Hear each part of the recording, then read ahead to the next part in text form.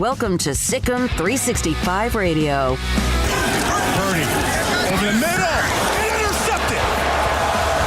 Tejada down the sideline.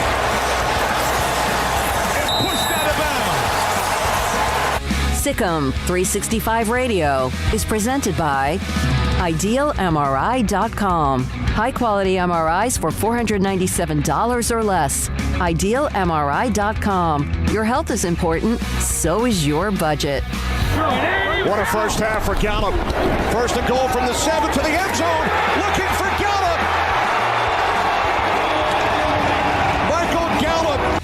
The 3 o'clock hour is sponsored by Waco Custom Marketplace. Meats, sweets, Texas treats, and a cut above the rest. 425 Lake Air Drive, Waco. Vital on the glass. Thumb on the glass. And it's a great start for the Bears. Now here's David Smoak, Paul Catalina, and Craig Smoak. All right, here we go. This Wednesday afternoon. It's cold as hell. Let's just put it that way. Of course, a lot of you listening from coast to coast, it could be warm and sunny and beautiful. But I'm telling you right now, I got a question for you. If you had to stand outside and I said you have an hour, no clothes on, nobody's going to watch you, but you're completely without any clothing, and you have to stand out in this, what is 32 degrees right now, a little bit of a wind, what would you do to occupy yourself for an hour to keep you warm? Well, first of all, I'd ask how much, because I'm not doing that for free. You better be giving me something. Why am I doing this? $100. No, I'm not doing that.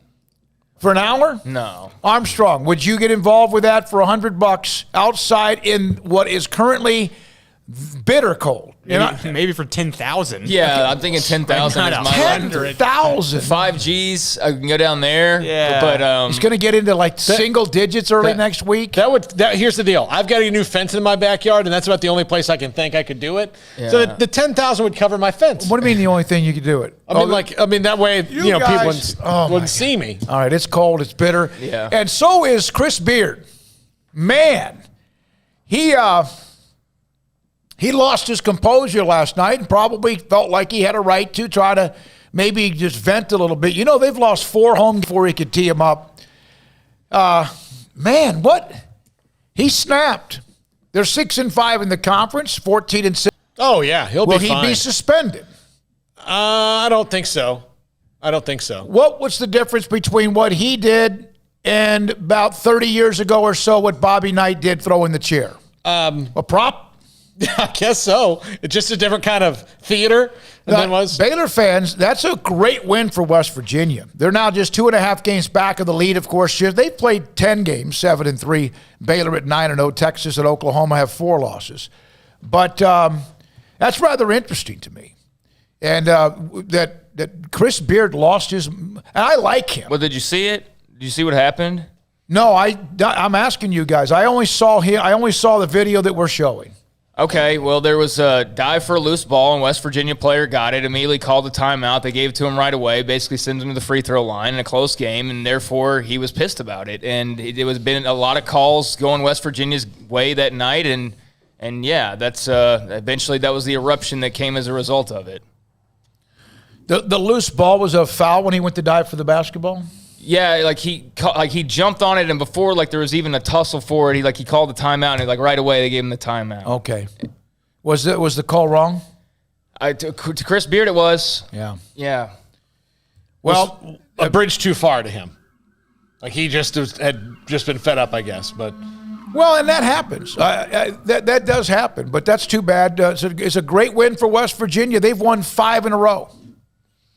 They're not going away, anybody. I thought they were done when Oscar Shibaway transferred to Kentucky. I thought, well, that's it for that. Yeah. They're not going to have the depth. Well, they're 3 games back in the loss column, but 2.5 games back overall. And, of course, Baylor has not played West Virginia. Those are 2 of the games that have been postponed a little bit. So that was a nice win for the Mountaineers, and that keeps that thing rather interesting. I think if West Virginia loses last night, it doesn't matter about anything with average number of games played, anything. Baylor was almost all but assured, and still good chance they're the winners of the Big 12, but there's still some work to do. So that's Chris Beard. I wonder, Craig, you think he'll be fined?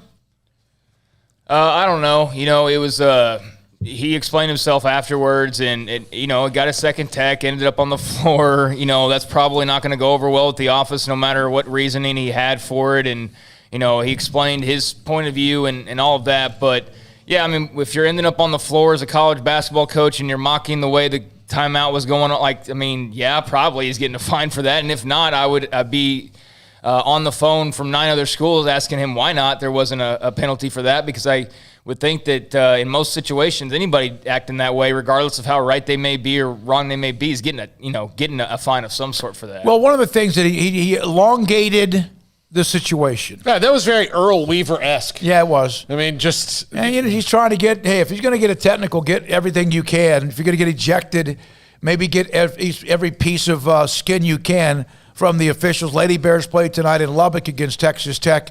And then yesterday we were discussing this about the quarterbacks in the NFL. Anthony Beck, he's going to join us, played 12 years in the NFL. He's been a college football analyst with ESPN and elsewhere.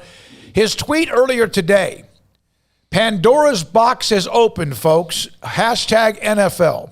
I kind of used that term yesterday. And he'll join us today at 5:30 to kind of give us his explanation on that Pandora's box. Yeah, look, the minute that players, and it's going to start with quarterbacks, but it's already kind of happened with wide receivers a little bit. I mean, Terrell Owens forced his way out of a place, and, he forced his way out of Philly, and DeAndre Hopkins, I don't know if DeAndre Hopkins forced his way out or he just, Bill O'Brien was just so short-tempered with the whole situation that he ended it as quickly as he could. DeAndre Hopkins might have said some things, whatever, but I don't think he was a malcontent. I could be wrong, but Craig, you've mentioned this, that, again, this could be an exception year with all the quarterbacks, but now Russell Wilson's saying he wishes he had more, decision-making. If I was a quarterback, I would too when it comes to personnel, but I don't know if that means Pandora's box has been opened, but it appears as if it's at least cracked. Well, DeAndre Hopkins was not a malcontent in any way, shape, or form. That was a bizarre sequence of events, had nothing to do with DeAndre Hopkins, I feel like, himself being any type of a problem child, and that's why it was so shocking to everyone in Houston, and that's why Bill O'Brien no longer has a job. And, yeah, I mean, this is what we discussed at length yesterday, was the quarterback situation. I can tell you right now, if the NFL becomes more like the NBA, then my interest goes down.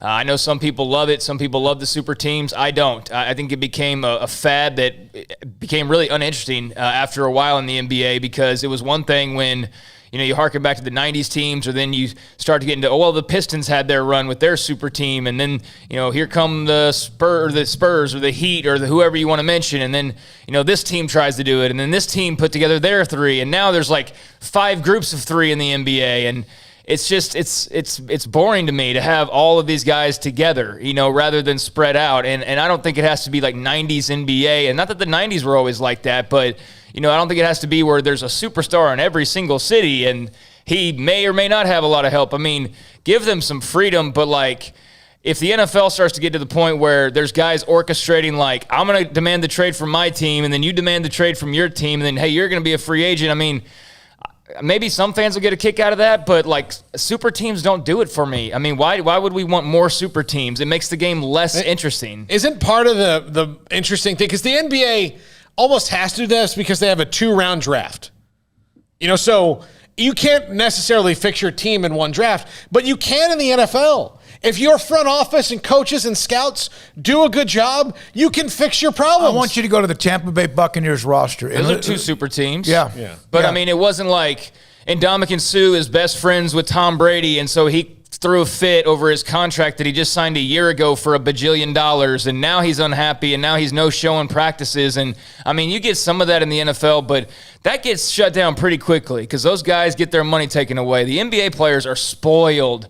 I don't care what you feel like about their politics or their interests or their style or the style of play or anything about anything. I don't care about any opinion on anything else. But they are spoiled. There's no doubt about it. NBA players are spoiled. They run that league. And, baseball players and the union does to an extent as well. So it's different for each. But, I feel like the players have too much power in the NBA sometimes. I feel like no matter what the commissioner says, as soon as LeBron says, no, I don't want to do that, then he's going to change his mind. Yeah. And I don't like that. I don't want the players not having any say whatsoever. I don't want them having a lack of power, but I also don't want them necessarily running the league. And I feel like that's what's happening quite a bit in the NBA. To some, that might be great. Maybe it's made for a better brand. Just for me personally, it's made me less interested. You've had teams in the past, based on trades, based on drafts, based on timing, the Spurs with Duncan and Robinson, but it wasn't – that was part of – they tanked one year to get Duncan. The Lakers have had power teams for as long as I've been alive. I mean, even back when they didn't win a lot, the 72 team had Wilt Chamberlain, Jerry West, and many others, and then you had teams that were just put together very well. But the super team, did it all start with Miami? No. Is that when it started with Miami? Because I think of the other teams that won the NBA titles in the 80s or early 90s with the Bulls or the Pistons. The teams like that, I don't know if those were super teams. They like people acquired a Rodman, or they acquired the difference maker. The Heat were the ones to orchestrate it. That's what I'm saying. Heat were the ones to hey, let's actually plan out how Chris Bosh can leave Toronto and LeBron is a free agent. That's what I asked. Were they? Is that where super teams? Okay, yeah. All right, okay. It's the first one that was organized. So Miami started it, and that was a little over a decade ago, and so, then the Lakers have their team. Who else has been a super team? Golden State, right? Now, and Brooklyn's trying to do it, and now guess what? They're going to start infighting because someone's not going to get as many points, as many touches, as many shots, as much attention. But Golden State wasn't necessarily a super team because Steph Curry, Klay Thompson, and Draymond Green, the guts of that team, won a title before Durant got there. Mm-hmm. And then Durant went there to win more titles. So they weren't, and then they were. Okay, so let me ask you this. Did super teams begin because people colluded to have super teams, and that's the wrong word, or did because guys were not winning championships where they were, and they were ring chasing? They're ring chasing. That's all it is. They're ring chasing. LeBron is not nearly LeBron without rings because he could be as great as humanly imaginable. But what does the argument always goes back to? It goes back to rings. You're nowhere close to Jordan unless you have rings. When he had none, he was nowhere in the stratosphere, although his fans, and there's many of them, would tell you he might be the best player of all time. It doesn't matter if you don't have rings. So he knew he wasn't getting it in Cleveland with the current situation.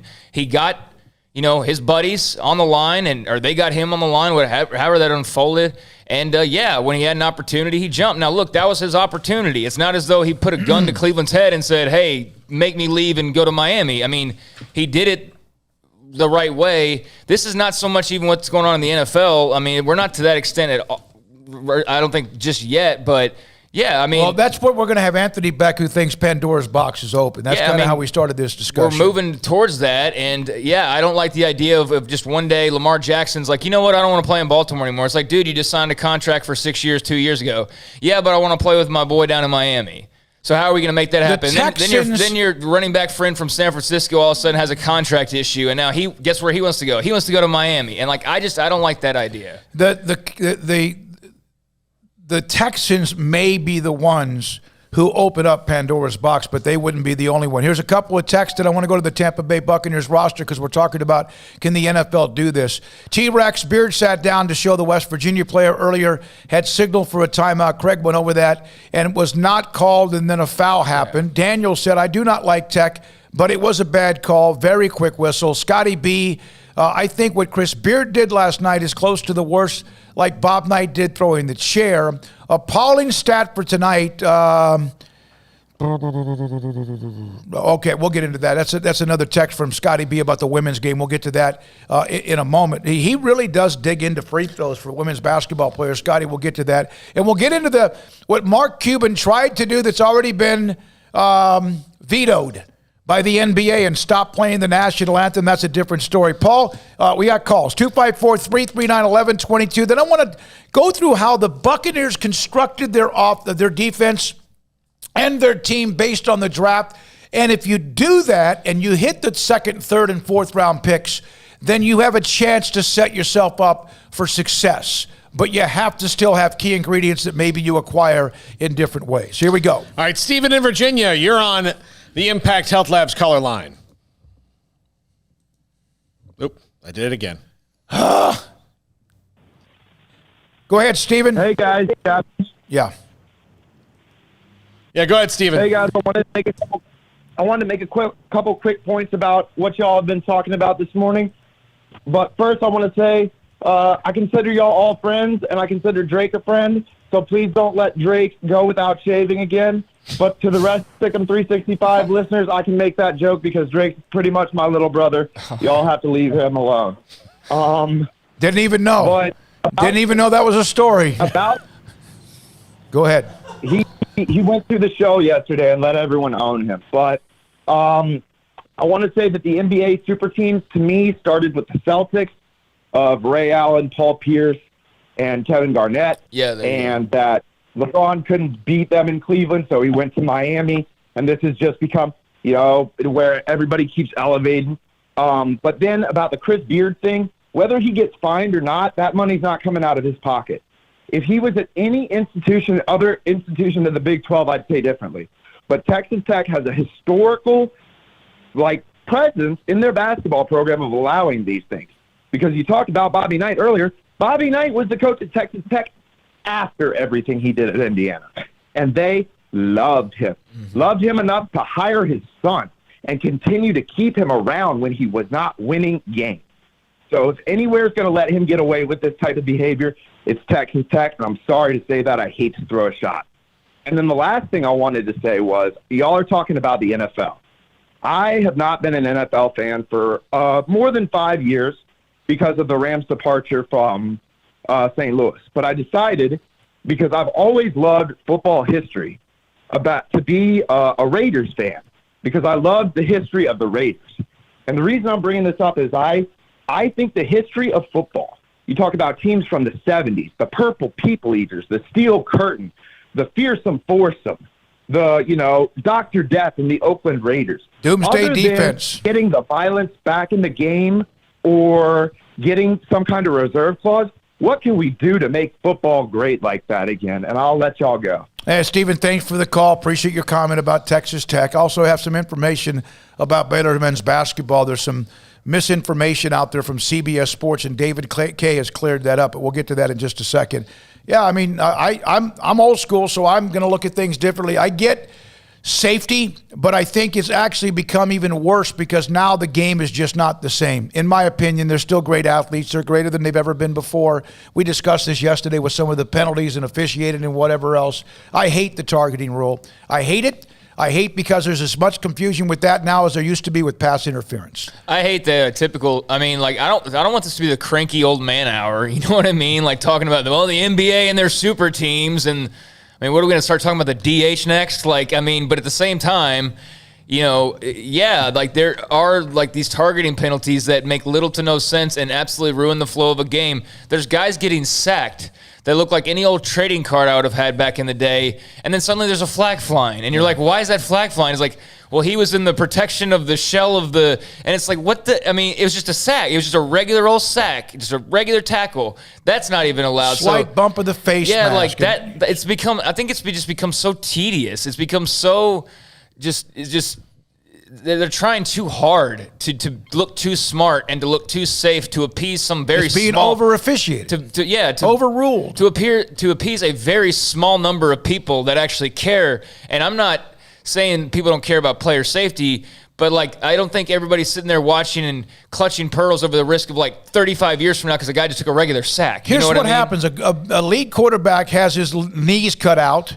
And so then they want to save all the quarterbacks because an elite quarterback's knees were hit below on a sack like Roethlisberger or Aaron Rodgers or someone like that. I agree. It's over officiated. 254-339-1122. Paul? All right, let's go to Matt in D.C. Matt, good afternoon. Hey, guys. How's it going? Good. I just want to talk about the NFL contracts and everything what y'all were just talking about the NBA. I don't think the NFL will ever get to the NBA unless they get to guaranteed contracts, and knowing the owners, they will miss 5 seasons of football before they ever bow down to the players that much. But I'm all for more player empowerment. I don't mind the NBA super teams because back to LeBron and the LeBron-Jordan comparison, I mean, Michael Jordan couldn't win anything from 84 to 92 until he got some help. They just happened to draft the Hall of Famers instead of building it.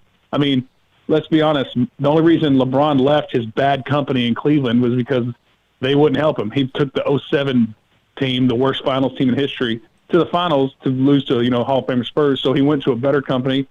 got his boys with him, and then he even went back to Cleveland, and he left again because they still wouldn't help him. Same with the NFL. All these quarterbacks want to leave. With Deshaun Watson, hey, you don't want to help me out? I'm gone. It's the same thing with any company. Don't let our fandom blind us to the fact that these are companies and employees. And if you're an employee and your company's not helping you excel and win, same with Brady leaving the Patriots. He was fed up with it. He's like, you know what? You ain't going to help me anymore. I'm going. You still don't trust me? I'm going to go to Tampa and win. And it works. So I'm all for player empowerment. Just don't get to the NBA level. Let's keep it to a point. But, hey, if these guys think they can win, build the super teams, make it happen. And I just hope Jerry Jones can figure out that the Cowboys can have a super team one day. And I'll hang up and listen. Thank you, Matt. Appreciate the call. If it was allowed, Jerry would be the artist of it. Yeah, no, absolutely. And no, I agree with many of your points there. And, the fact that Cleveland was not helping LeBron out, and he even went back a second time. I didn't like the trend, and I guess this is more what I'm speaking to, of that LeBron did it, and then all of a sudden it's like, now this team's trying to get the big three, and then this team's trying to get the big three. And I know that's competition, but it was like there was like 6 teams with big threes and then like 12 teams who had nobody. You know what I mean? And it's like there was 5 teams to care about, if that, at that point. And that's just not interesting to me. James Harden became miserable when the Rockets started losing. Okay, I get that, which of course is a team that tried to build around him. And then don't think that when he started to push for the trade, he knew that he could end up in Brooklyn, because that was pretty much already a done deal. And that's dangerous. And then that's what I mean is like, that. Go ahead. Well, then that screws over the team. And I understand it's a business move, but like that, if you're a Rockets fan, hey, player empowerment, great. But this player just came here, promised a bunch of stuff, and then just left in a cloud of dust and then went and joined up with his buddies to go win a championship. There's no perfect way to do it, but I just don't like those types of moves being made. I would hate to see that style of change in the NFL. We have another call, but here's what David K. responded to a thread on SicEm365.com. There's a tweet that's out that says, CBS Sports College Basketball, the Bears will not make up missed regular season games, but will take part in the tournament. And David K. comes on and says, I want to clarify the subtitle. It would be more accurate to say we will not make up all of their missed regular season games. We do expect to make up some of those games, hope to have information to share on scheduled games soon, which is what Mack Rhodes kind of told us yesterday. They're still not sure about Oklahoma State. There's 5 games. They're still going to try to make up some of those 5. There's no way, calendar-wise, timeline, you can't. The clock is ticking on making up all 5 or maybe 6. All right, we got 3 calls to get to, so let's go rapid fire here. T-Rex, you're on the Impact Health Labs caller line. Hey, gentlemen. Hope y'all having a good Wednesday. Here it's going to get pretty cold in Waco, so bundle up. Also, before I get going, just want you to know I love all y'all, and I love everything y'all do. So y'all don't get enough praise. So keep up the hard work, guys, because Baylor and the Central Texas area are just way better off since April of last year when y'all came on board. Thank you. So keep doing what y'all are doing. In regards to super teams, I'll be honest, when you make comparisons to the NBA, I don't watch the NBA. I'm not that big of a basketball guy. I definitely don't watch the NBA. But everyone knows who LeBron is and knows what you're talking about. I don't see anything wrong with them trying to do it in football. I don't think it actually can ever have the impact that it does in basketball, simply because the game is so much different. You're not going to get the same impact that like a LeBron has when you talk about there's 11 guys on the field versus the impact that one player has in basketball, just due to the nature of the game. However, I know that NFL is different than college, but the top programs in the nation literally strive to build dream teams every year. Mm-hmm. Granted, you only get them for so many years, and they're not moving around programs other than, more recently with the transfer portal. But no one says anything about, Duke and Kentucky other than this year, getting the best players possible and putting them and doing everything they can to do it. So I don't see anything wrong with NFL programs doing what they have to build the best team possible. I get the argument of guys kind of maybe screwing over their teammates and leaving, but like my brother said, because he said exactly what I was going to say, if I'm working for a company and they're not helping me out, they're not going to make my future better, and I can go somewhere else, then I'm going to go somewhere else. I mean, I think that's an honest thing to do. And at the end of the day, it is a business. So if Tom Brady wants to go and build a super team somewhere, by all means do it. Hey, if he really wants to prove a point, he needs to come play for Dallas and win us a Super Bowl. Jerry will pay him, so just make it happen. other than that, man, hey, I think it makes the game more entertaining. I think us as fans, the era of football, it's not smash mouth football anymore like y'all are talking about, so we got to find a reason to enjoy it. And I think watching a team be so good and be just a dominating force, that actually is more enjoyable than people want to say. More enjoyable than they want to admit. I think that the Super Bowl was more enjoyable because it wasn't a close game like it always is. I think it was enjoyable seeing a bunch of interceptions get thrown by Patrick Mahomes. But that's just me. Sic'em Bears, y'all have a good day. I'll hang up and listen. T-Rex, thank you. I think football teams trying to build super teams is incredibly dangerous because in basketball you can have a superstar or two that can help you get to a level. You still need others around them. But you can do that when you only have 5 people on the field or on the court. Baseball, you have 9, but you have to be better than 9. You've had teams that have been built through free agency that never did win, some that did. And in football, you're talking about a 53 or even larger roster. Super teams are going to be hard to get to, but the quarterback shuffling can sure help you get there a little bit faster. Well, here's the deal. I mean, the Bucs did that to a certain extent with Antonio Brown and Brady and Gronk, and I get that. But, like, comparing it to a college basketball team like Duke, as Duke recruits those guys, what you would be talking about is how about we open it up and, look, this is maybe the road that we're going down. So if you're all cool with it, we'll get ready for college sports when guys commit somewhere. Then they decide to jump in the transfer portal, and then them and their buddies, a kid from Michigan, a kid from Ohio State, and a kid from Texas, and a kid from A&M, they all decide to, like, go to Columbus one off season. What's going to prevent that moving forward? So if you're in favor of the super teams, I know it kind of happens in recruiting, but there's at least a cap to it. There's a limit to it, and you can't have all those guys at one position. But if the transfer portal thing becomes to the point where guys can just come and go, then get ready for 5 dudes from different schools to all of a sudden leave their respective institutions, which could very well be Baylor, to go join up in Indiana for a run in 2023. You know what I'm saying? So yeah, I mean, I'm all about player empowerment too, but, it's committing and signing. I don't even similar, but then it's more so really it's like signing and committing and playing for a a while and then just scheming to jump ship. Everything needs guardrails, and we're taking away guardrails. That's all I'm saying. I think using Antonio Brown and Gronkowski, they're 31 and 32, and Brady's 43 years old, or he might be 45 as far as I know. It's not like those are guys in their prime, but they did join Brady. Brady, I bet, had a lot to do with, I'm sure. Antonio Brown's a problem. He's got baggage, but I think I can handle him. Hey, even the Patriots, who were always known for getting rid of people when they became kind of disgruntled or wanted more money, they took on a lot of different players that had problems. And sometimes it worked and sometimes it did not. One more call? We got 2 more, actually. All right, Bernie. You're on SicEm365 Radio on the Impact Health Labs caller line. Thanks for calling. Hey, thanks a lot, guys. I really enjoy listening to you guys. I do it every day. Thank you. My question is this. Heard so much about this new quarterback that we got as a preferred walk-on. And I would like to know, what is the difference between a preferred walk-on and a kid that just walks on? Do they get any more benefits, or explain that to me, please? It's a great question. I don't know if I know the exact answer to that. I just know that, one, walk on, no matter preferred or not, the guys on scholarship are getting a lot of things taken care of.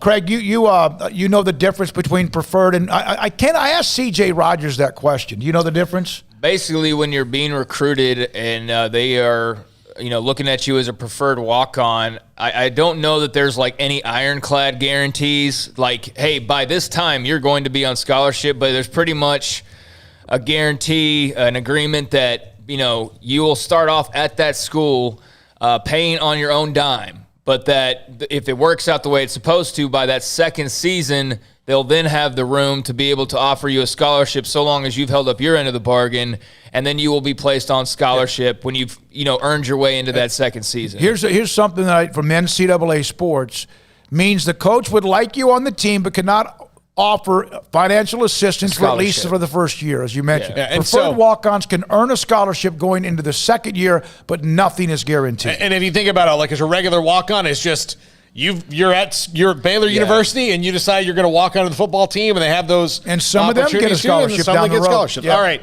Yeah. I think I know who this is. It says anonymous. We haven't heard from him in a little while, and I think that I know why. Let's go. Hey guys, this is Shama Smart, no relation to Shaka Smart. Okay. And I just want to talk about Baylor men's basketball. You know, they're pretty dang good, aren't they? Yeah, pretty dang good. Yeah. Any weaknesses, my brother? I could exploit. A team could exploit. You think? I think we've fallen into a bit here. No, I don't see any yet. I mean, given that they just. Oh, what? I don't see any yet. Oh, dang it. That's great. Perfect for Baylor. Man, that's awesome. Is there any way that you think maybe, Jordan Turner or Dane Danger would like to move down to Austin maybe? I'm not saying for me. I'm just saying, you think they would like that better? It's Shaka, a college town, I think, right? Shaka, you've got plenty of talent. You need to worry about winning the rest of your games because those guys can't play for you this year. You had a tough win against Kansas State, I think it was last night, who's not very good. They would make you better. But I think you need to focus, Shaka, on what you have in front of you right now. And by the way... Oh, no. My name's not Shaka. I'm Shama. Shama. We misunderstood. Oh, you're coaching UT Pan American. That's what going down south. That's what you meant by that. Okay. Yeah. Okay, yeah. Of course, yeah. So hopefully, the COVID towel I threw on the bus for Scott Drew. Hopefully Baylor's all well from COVID, so we can play them again. But yeah, I'll hang up and listen though. Hey, and make sure that you go to. I can't wait for the game in Austin. I hope, or the game in Waco. I hope UT just blows them. I hope it's a great game. So. See you later, guys. Shama, thank you. Shama. Peace out. Peace out. It took a second to sink in, but I like Shama. I had someone ask me, I did have somebody ask me with Mac on, and Craig summarizes Mac usually the night of, and it's very tedious, and it's also very neat to be able to read it because it's nice to go back and kind of double check with exactly what was said. Someone asked me this question. If, in fact, Baylor had a false negative, and they went and played in Austin a week ago Tuesday, and there was somebody with a false negative, why would UT not be hit with contact tracing? I don't know. Because I don't know when they... You have to ask me to really explain the rules of what constitutes contact tracing, because none of it really Because I don't think there are rules. I think they're made up along the way. Well, part of it is also you can find a scenario like the one you just did where you'd say, what about this? And then you have to go, oh, man. Mm-hmm. Well, but if there was a player who had a false negative, who's eventually the one that led to this outburst of 3 to 5 to 7 or 8 people involved, whether by COVID and or contact tracing, why would the team that you just played, I'm not trying to say, I don't want any more games to be postponed, but why would the team that you just played not be hit with that as well? Because I guess they haven't had any positive tests. They haven't had to. But contact tracing doesn't mean positive. It means you're around somebody, right? I think they play. I don't think that Baylor's playing fast and loose with their rules, but I think the rules in general you can kind of play somewhat fast and loose with in certain circumstances. So just because you played that team doesn't necessarily, and plus they just had it. They all just had it. So unless they were going to get it double whammy, within 24 hours of just getting over it, I don't know that that there was too much concern there. But I want to go back to that scholarship question for our caller there, just to clarify one more time. So a preferred walk-on scholarship, just in case you didn't get the gist, because we kind of moved on quickly from that. Preferred walk-on is basically when you're being recruited, the coach will tell you that you're going to pay on your own dime for schooling that first year. You'll be on the team. And then there's a promise, not necessarily a guarantee, but pretty much as close to a guarantee as you can get, that you will then be placed on scholarship so long as you do what you're supposed to do by that second year. And so then you will be on a full scholarship. So you just pay that first year or so. Walk-ons, they're paying the entire time. And if they're lucky and they really work hard, maybe by their senior years, then they actually get, one of those big surprise scholarship type of moments. Those are what you see reserved for regular walk-ons. So just want to further clarify that. It's a good way to look at it. Preferred walk-on means you have a lot better opportunity. You're going to be on the roster, but you're going to still have to earn that scholarship. But you're probably going to be on scholarship in a year, yeah. Now, there's not much more he could add to what I already read that David K. put up, but there was a story by CBS Sports about Baylor, the Big 12 tournament, and something that alluded to the fact they would not make up their missed games during the regular season, which we know there's a list of 5 of them and maybe 6 depending on Oklahoma State. David, thanks for jumping on. I know there may not be much more, but to hear it from you will probably make a lot more sense. And that was that kind of a reckless tweet by CBS Sports? Well, I don't know. I mean, I don't think there was any ill intent. It's just, it would be more accurate to just say we'll not make up all of these scheduled regular season games, because that's not really possible at this point. And that's, I believe, what Mac addressed when he talked to Dennis Dodd, who wrote that article. And to be clear, it's usually not the writer of the article who publishes the headline and the subhead. Mm-hmm. Not trying to take shots at anyone like that. I just wanted to clarify that it's not that we're not making up any regular season games. When I saw that, I immediately thought, man, someone's going to see that and not read through the whole article, and we would want there to be confusion on that. We're not going to be able to make up all of the games we've missed, but we do plan to make up at least a few of them. Could you make up 3 in a week, do you think? It's certainly possible. I mean, we had it scheduled to play 3 in a week, with West Virginia, home against West Virginia, and then I believe it was Oklahoma State next week. We already had 3 in a week scheduled. So not out of the realm of possibility at all that you play 3 in a week. Okay. Thank you very much. Nothing new on Oklahoma State, is there, David? No, there's not. And, it's just one of those things. You've got so many different protocols and procedures and things you have to work through. If you have a positive test, there's different timelines based on whether you're asymptomatic or symptomatic. Then you have to get cleared. Even after you've gone through the necessary time, you have to go through the necessary screenings. There's an initial return to physical activity, and then a cleared to resume playing in games. And, it doesn't necessarily, just because you resume to playing games doesn't mean you're cleared to resume playing games means that you're cleared for 40 minutes of action. So it's just, there's a lot of unknown at this point and a lot of things that could change. So it's not, we don't have any information. As soon as we know something for sure, obviously, we will work with the Big 12 to share that information, and hopefully we'll have some information from the Big 12 soon on some rescheduled games. I did ask this on the air. Somebody asked me this question. You guys were at UT. You then come back, and Mac yesterday said to us it was a false negative that led to this flare-up. If that's the case, and you were in Austin, and I don't want anyone else to have games postponed either, was there a chance that Texas could have been caught back up in contact tracing because they played after that game? Well, I'm sure they looked at that, okay. But I don't want to speculate at what another school is doing. What I can tell you is that direct contact is, in most cases, I'm sure there's outliers, but in most cases it would be 15 minutes of contact with someone in a 24-hour period. Okay. 15 cumulative minutes. So you could argue that if you looked at a basketball game and went back over it and counted time that people were within 6 feet of each other, that you might not have reached 15 minutes. So, I like I said, I don't think anything shady is happening there. I'm sure that they looked closely at it and determined that it was safe to continue playing. All right. Thank you, man. Appreciate the clarification. David K., Athletic Communications, Director of Athletic Communications, and also men's basketball for Baylor. Appreciate his time. And again, let's clarify, because this initially said Baylor was not going to make up the games that they're going to miss. Well, that would be 5. That's not necessarily by any means true. It might be 3 of those they don't. Might be 4. But as David K. said, they expect or hope to still be able to make up some of those 5 games, and the Oklahoma State game still remains kind of in limbo. Kevin Flaherty said, I hope Baylor gets to get some of those games back on the schedule, staying safe, of course. If the next 4 teams in the Big 12 are West Virginia, Texas, Oklahoma, and Tech in the same order, Baylor is slated to play 3 of those 8 games and miss both of the West Virginia games. So I'm sure the Big 12 will try to figure out and manage this, and if they can't, they can't, because of clock. When we come back, King McClure, former Baylor guard, also now a part of ESPN, his thoughts about Baylor being shut down. What does it mean? John Machota, 4:30. We'll have Anthony Beckton. Also, Pierre Jackson joins us at 5 on SicEm365 Radio. Waco Custom Marketplace. Valentine's Day is coming up, of course, on Saturday.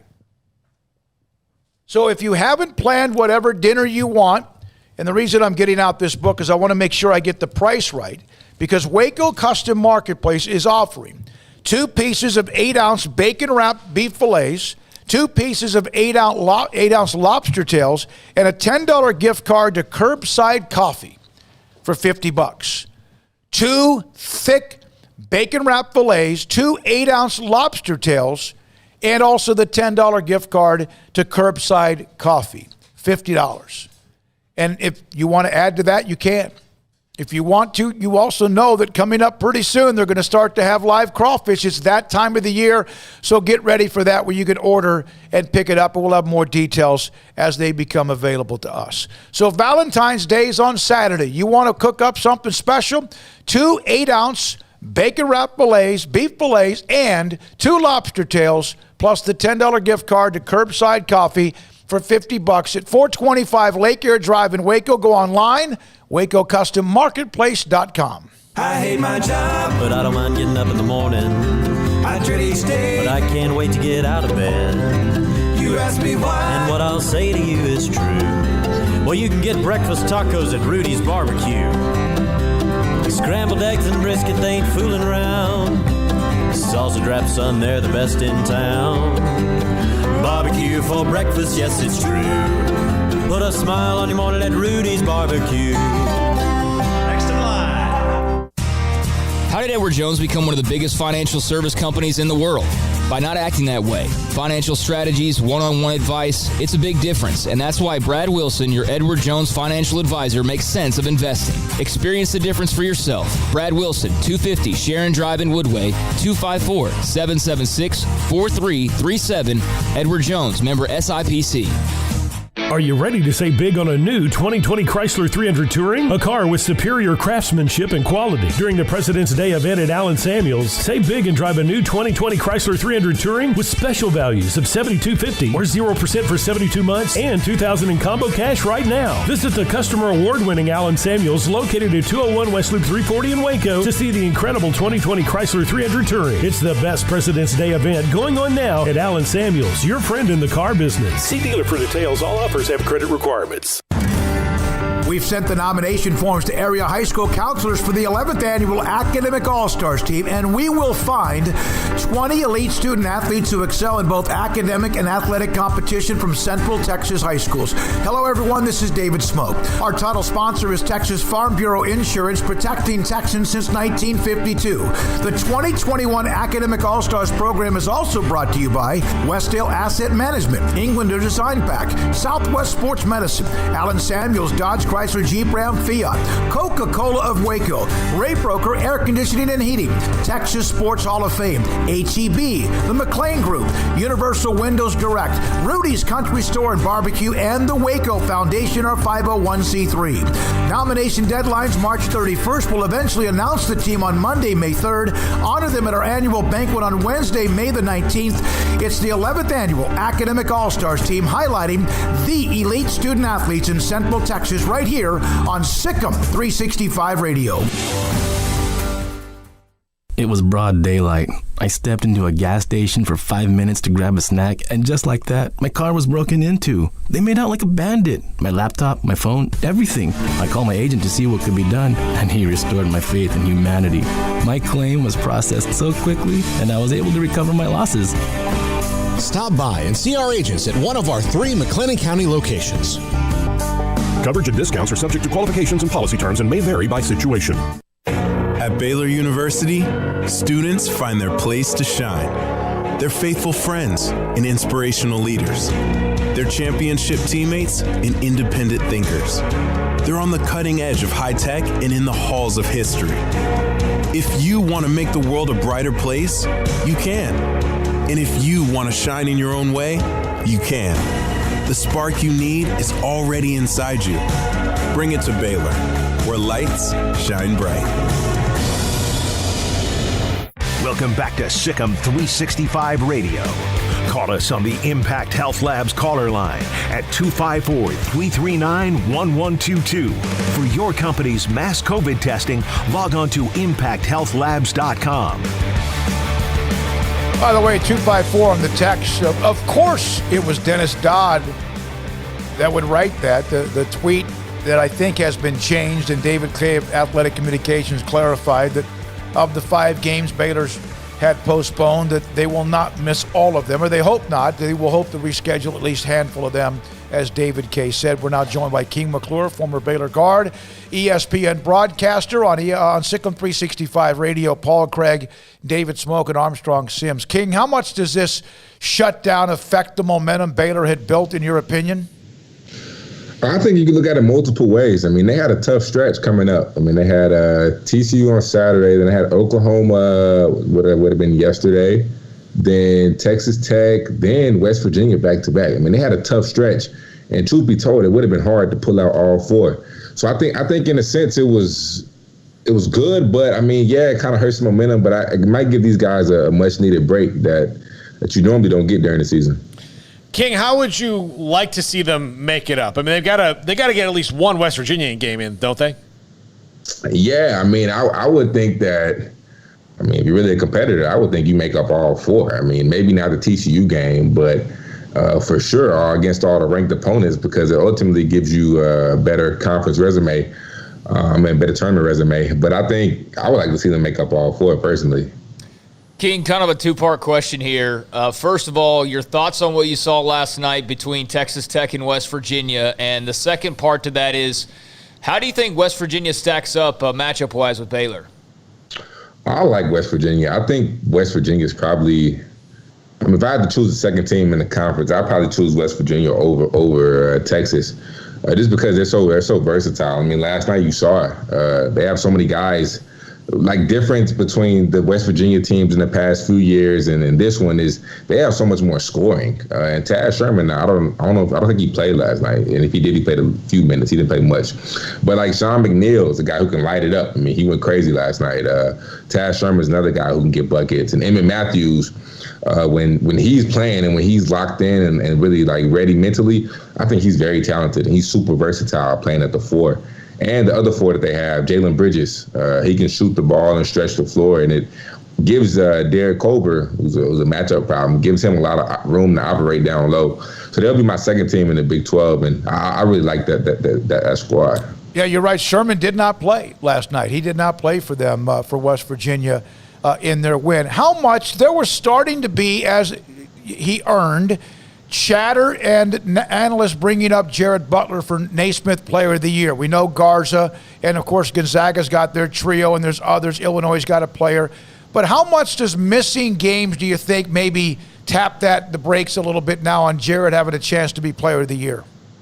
Yeah, I mean, I think it might hurt a little bit. I mean, just when you look at Iowa, them playing in the Big Ten, playing a lot of ranked opponents every night.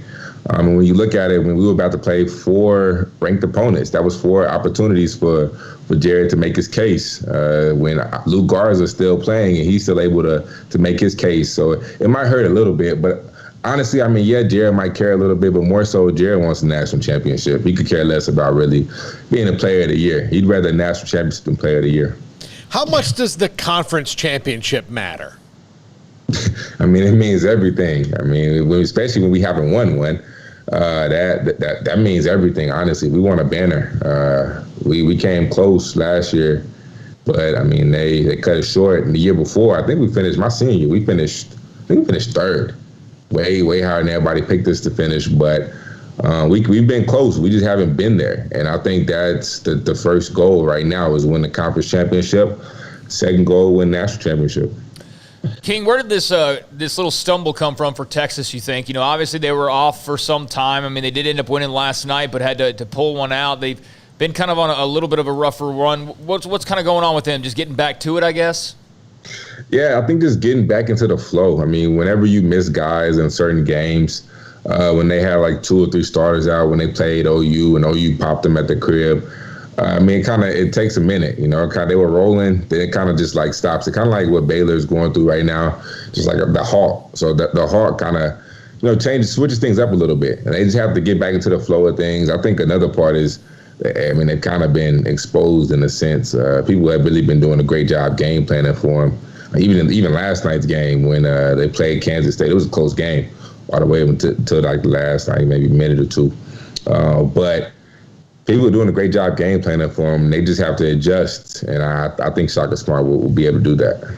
You know, we had Evan Miyakawa on yesterday, and guys, you might be able to help me with this. I lost what I thought was what I needed to go with the King on this deal. But he had what their best 5 lineup is, and it's with almost basically all guards and Mark Vital. Not Chama Chachua or Thamba, even though some of those combinations were good. That doesn't surprise you, does it? I think when Mark hit the 5, it provides more shooting. I think that's the biggest thing right there, because when you have Mark at the 4, I mean, Mark is not a 3-point threat. I mean, when Mark is on the court, you have to guard him.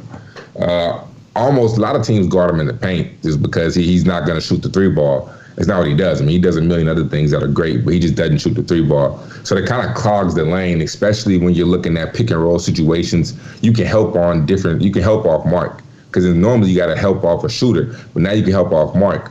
It kind of makes it easier defensively. So I'm not surprised at all when he's at the 5, they're much better, because normally at the 4 it's probably Matt Meyer. Then there's way more space and allows the guards to operate even better. Butler, Flagler, Mitchell, Teague, and Vital were the 5 that much more efficiency than anyone else combined. Right. Well, that doesn't surprise me either, because then that's 4 elite shooters on the court at all times.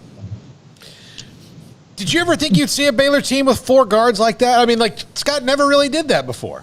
No, that's what I mean. The Scott Drew I played for and the Scott Drew that's coaching right now are almost 2 different people. I mean, except for my senior year. My senior year, the second half of my senior season, I think that's when he finally started adapting to this new style of play.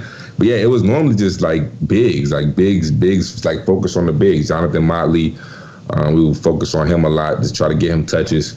But now it's just more perimeter base. He used to run 2 bigs, 2 guards, and like a 6'7" long wing, like an Ishmael Rainwright or something like that, or Royce O'Neal or a TP. But now, yeah, it's 4 guards out. I mean, I love it. I would have loved to play for this. You should tell him that. Yeah. Hey, King, what do you think of Duke being under 500? I mean, I think a lot of times when you look at those programs like Duke and Kentucky, they're young. And I think 2 things. I think one, COVID. Because of COVID, you really didn't have time to practice during the summer. So I think that plays a big part in their development and their team chemistry.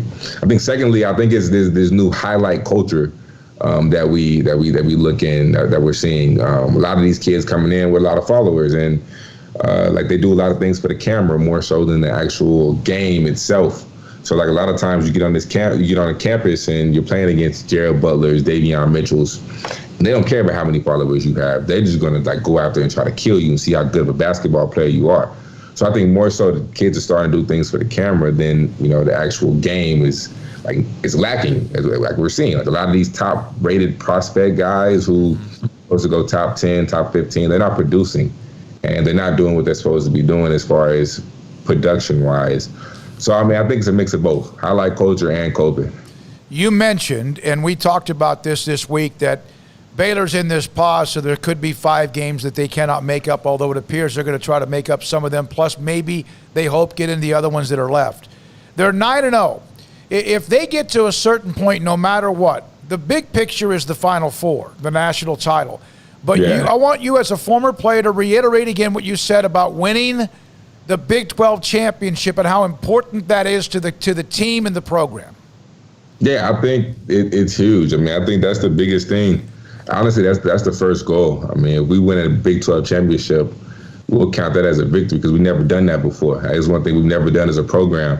So they take pride in it. Coach Drew takes pride in it. I think that's huge. I mean, that's the first goal you have to accomplish. I mean, would you want to win it this way? We're only playing maybe like 13, 14 conference games? Ideally not, but a win is a win. I mean, a conference win is a conference win. We still get a banner that gets to hang. I don't care if people put an asterisk by it or not, but it means a lot to the current players and the former players. So hopefully we can do that and then go win national championship too. All right, King. Thank you, man. Appreciate your time. Great day. Is that a music note on your hat? Nah, this is one of my homeboys. He has a brand. It's called Ridge's Rhythm. And that's his brand. He's like a basketball trainer. Okay. Doesn't that look like a note? Yeah, it goes with the rhythm part of it. Yeah. It's the rhythm part. My hairline, my edge up wasn't crisp. All right, next time we have to, Armstrong, we have to ask you, we'll have to put him on just cell phone only. No Skype or Zoom. King, as always, we appreciate the insider knowledge. Have a great night. Yes, sir. Y'all too. That's King McClure. I mean, I just love that segment. Paul, you did a great job helping get him set up with what he's doing, and of course, eventually so many else along the way. That is a fun segment. That is, and I don't want to take too much away from it, but I just saw a note that was of interest, and yeah, King's awesome, and it's cool to be able to ask him about other programs as well. Like, I thought his explanation on Duke was really interesting, of just the highlight culture and also, COVID as well. Connolly running back Trey Wisner, if you didn't watch him last year, he's a very good player. And he's just dynamic, and he's got some work to do, but he's got size, and he's got speed, and he's got moves, and he needs more consistency. I think we would all agree on that. Yep. But he's going to be a very highly recruited player. He's just going to be a junior next season, so he's got a long way to go. But he just picked up his first offer, and it's from Florida State University. There you go, buddy. So Trey Wisner from Connolly on the board. 2 years remaining, but just picked up a Florida State offer. Guys, I hate to tell you this, but I've got to step over to a different broadcast. Normally, the early offers are just, Well, you know what? It's, they may not even know. I haven't talked to Mike Norvell, so he doesn't know what kind of action he's got on the ground here. Pick up the phone during the next commercial break. You need to call him and let him know. But apparently, he found out without you. I mean, look, he did. But now coming up next, he's got a weapon. Anthony Beck, college football analyst, but also played NFL, 12 years in the NFL. He put up the tweet earlier today, Pandora's box is open. It's kind of a phrase that we used yesterday about the quarterbacks and super teams, and we discussed this in the NFL. A lot of things to get to. Also, Pierre Jackson today on the guards at Baylor. He's one of the most dynamic guards they've ever had. He'll join us at 5 o'clock, and we'll hear from the Cowboys, and not from the Cowboys, but John Machota on the Cowboys. He'll join us at 4:30. This is SicEm365 Radio.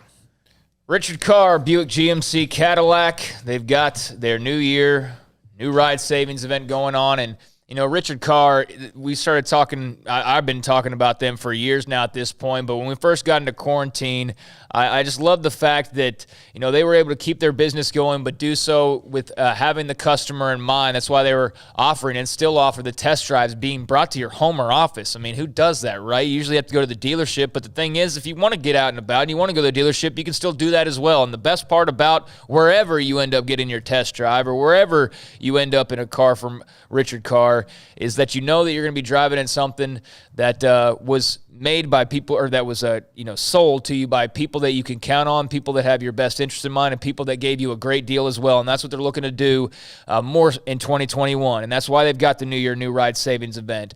You've got your stimulus in hand. You got your refund check back. Well, you got some money to burn. You got a new car that's in mind, maybe a used as well. Well, the government gave you some money back. Take it, multiply those savings at Richard Carr during the New Year, New Ride Savings event. You got the 2018 GMC Sierra or the 2019 Buick Encore for $16,800.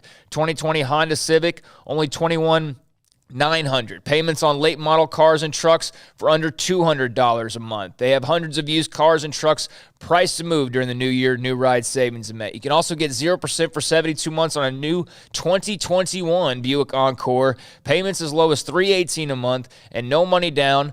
And you get a money-saving lease on the stylish and intelligent and nimble 2021 Buick Encore GX, another 2021 model with savings. It's got on-the-go Alexa technology, and that can be had for only $293 a month. They've also got, during this event, all pre-owned cars and trucks priced to move as well. So a plethora of options and fantastic customer service is in store for you whenever you talk to the good folks over at Richard Carr. Go to Richard Carr Motors today for details on the event and a test drive, or log on to richardcarr.com now. Have them bring the test drive to you. Make 2021 the best year ever, starting with a new car or truck during the New Year, New Ride Savings event at Richard Carr. From the first workout to the last practice, sports is an incredible and rewarding challenge. Hi, this is Dan Ingham with the First National Bank of Central Texas, and we're proud to support each athlete, every parent, and our educators. From families, small businesses, to the biggest industry, we're here to help. With remarkable products like our free First mobile app, we've got banking ideas that fuel big dreams. That's the First National Bank of Central Texas. Familiar faces making local decisions. Member FDIC, Equal Housing Lender. Riverbend Liquor and Wine has their easy-to-access drive-thru open and convenient and clean in-store location on the corner of Lakeshore Drive and North 19th Street in Waco. Riverbend Liquor has the best and most extensive variety of craft beer selections in Waco, and Balcones whiskey, including single malt, pot still, baby blue, rye, brimstone, and the all-new lineage in stock. Riverbend Liquor and Wine, family-owned and operated, and a hidden gem in Waco on Lakeshore Drive and 19th Street. And find out more on Facebook and Instagram. Do you or your kids get nervous about going to the dentist? Stonewood Dental, Dr. Steve Childress, he can help. I've spent a career taking care of patients who as children had bad experiences, and now they're adults that hate going to the dentist. If I get a kid at 3 years old and they come every 6 months and it's a happy experience, it's normal for them. Now they have an accident at 6 or 7 or 8 at school. Now they have a broken tooth or a trauma, and they have to come here. They're used to lights, they're used to water in their mouth, they're used to experience, they already trust us. It's amazing what we can do with that kid without it being a negative thing. But if I see a 6 or 7 or 8 year old that's never been to the dentist, and now they have a trauma or an unfortunate unexpected toothache, it's harder to do that for that kid and it not be somewhat of a negative experience. So bottom line is I try to teach kids and adults and teenagers and everybody the way I'd want my family treated, which is where it's a necessary part of life. You just take care of it. It doesn't have to be that big a deal. Learn more, stonewood-dental.com. With so many companies and policies out there, it gets so confusing shopping for insurance, and I never know if I'm getting the policy that's right for me. Luckily, I met the team at the Niche Group Insurance Agency. With the Niche Group, you can go to one company and get access to coverage options from many insurance carriers, and you get to speak to a real person about your specific coverage needs. With the Niche Group, I know I'm getting the right coverage at the right price. If you need insurance, talk to the experts at the Niche Group at 1-800-258-8302. Hey, this is Bryce Petty, former starting quarterback and two-time Big 12 champion, and I know firsthand the importance of being in top shape both on and off the field. So listen up, men. If you're feeling beat down day in and day out and looking for that high-performance edge that separates the men from the boys, then look no further than the Petty Clinic Low T in Waco. Petty Clinic is a comprehensive men's healthcare clinic with an atmosphere catering to men. Board-certified Dr. Kent Petty has a special interest in offering the highest quality medical care to men of all ages. Some of the services offered include screening and treatment for low testosterone or thyroid, infertility, high blood pressure, diabetes, high cholesterol, sleep apnea, while offering comprehensive wellness exams and complete men's health lab panels. High performance men, remember, it's not just a Petty thing. This is Bryce Petty, encouraging you to reach out and Google search Petty Clinic Low T or go to pettycliniclowt.com and get your complimentary lab screening today. Welcome back to SicEm365 Radio. That was picked off, and it's a pick 6 by Jalen Petrie. The 4 o'clock hour is sponsored by Boozer's Jewelers, the wedding ring store, specializing in custom jewelry and repair, all in-house. Now here's David Smoak, Paul Catalina, and Craig Smoak. They had a party in Tampa, a boat parade that's wrapped up and everyone's having a great time. There's some good pictures of Tom Brady unwinding, as you could imagine, after his 7th Super Bowl win. But an update on Connolly's athlete, the slot receiver, running back, and Trey Wisner. Yeah, I just mentioned that Trey Wisner, who's just a junior next season, just picked up his first offer from Florida State. He's now tweeted in the last 3 minutes that North Texas has offered. Apparently there's another big one that's on the way. But I posted about Trey and his Florida State offer, and our good buddy Shane Anderson, Connolly head coach, said, tell Paul Catalina not to get too excited. It's going to be a long recruiting process for this young man. I'll wait to the end. I'm fine. Well, and I'm going to tell you this. Shane just texted me and said we can mention this. You want to mention the other school that came right after Florida State. So Trey Wisner, Connolly running back, he was dynamic last year. You know, he's got some things to work on with this game, but I think we'd all agree just athleticism-wise, speed-wise, juke-wise, I mean, he's got it all. He is now been offered by Florida State, North Texas, and the Ohio State University. He's a sophomore. His sophomore year was dynamic last year. In fact, our co-offensive player of the year in Central Texas. We're now joined by Anthony Beck. He's college football analyst, 12-year NFL veteran. He covers the Jets. He covers the Buccaneers.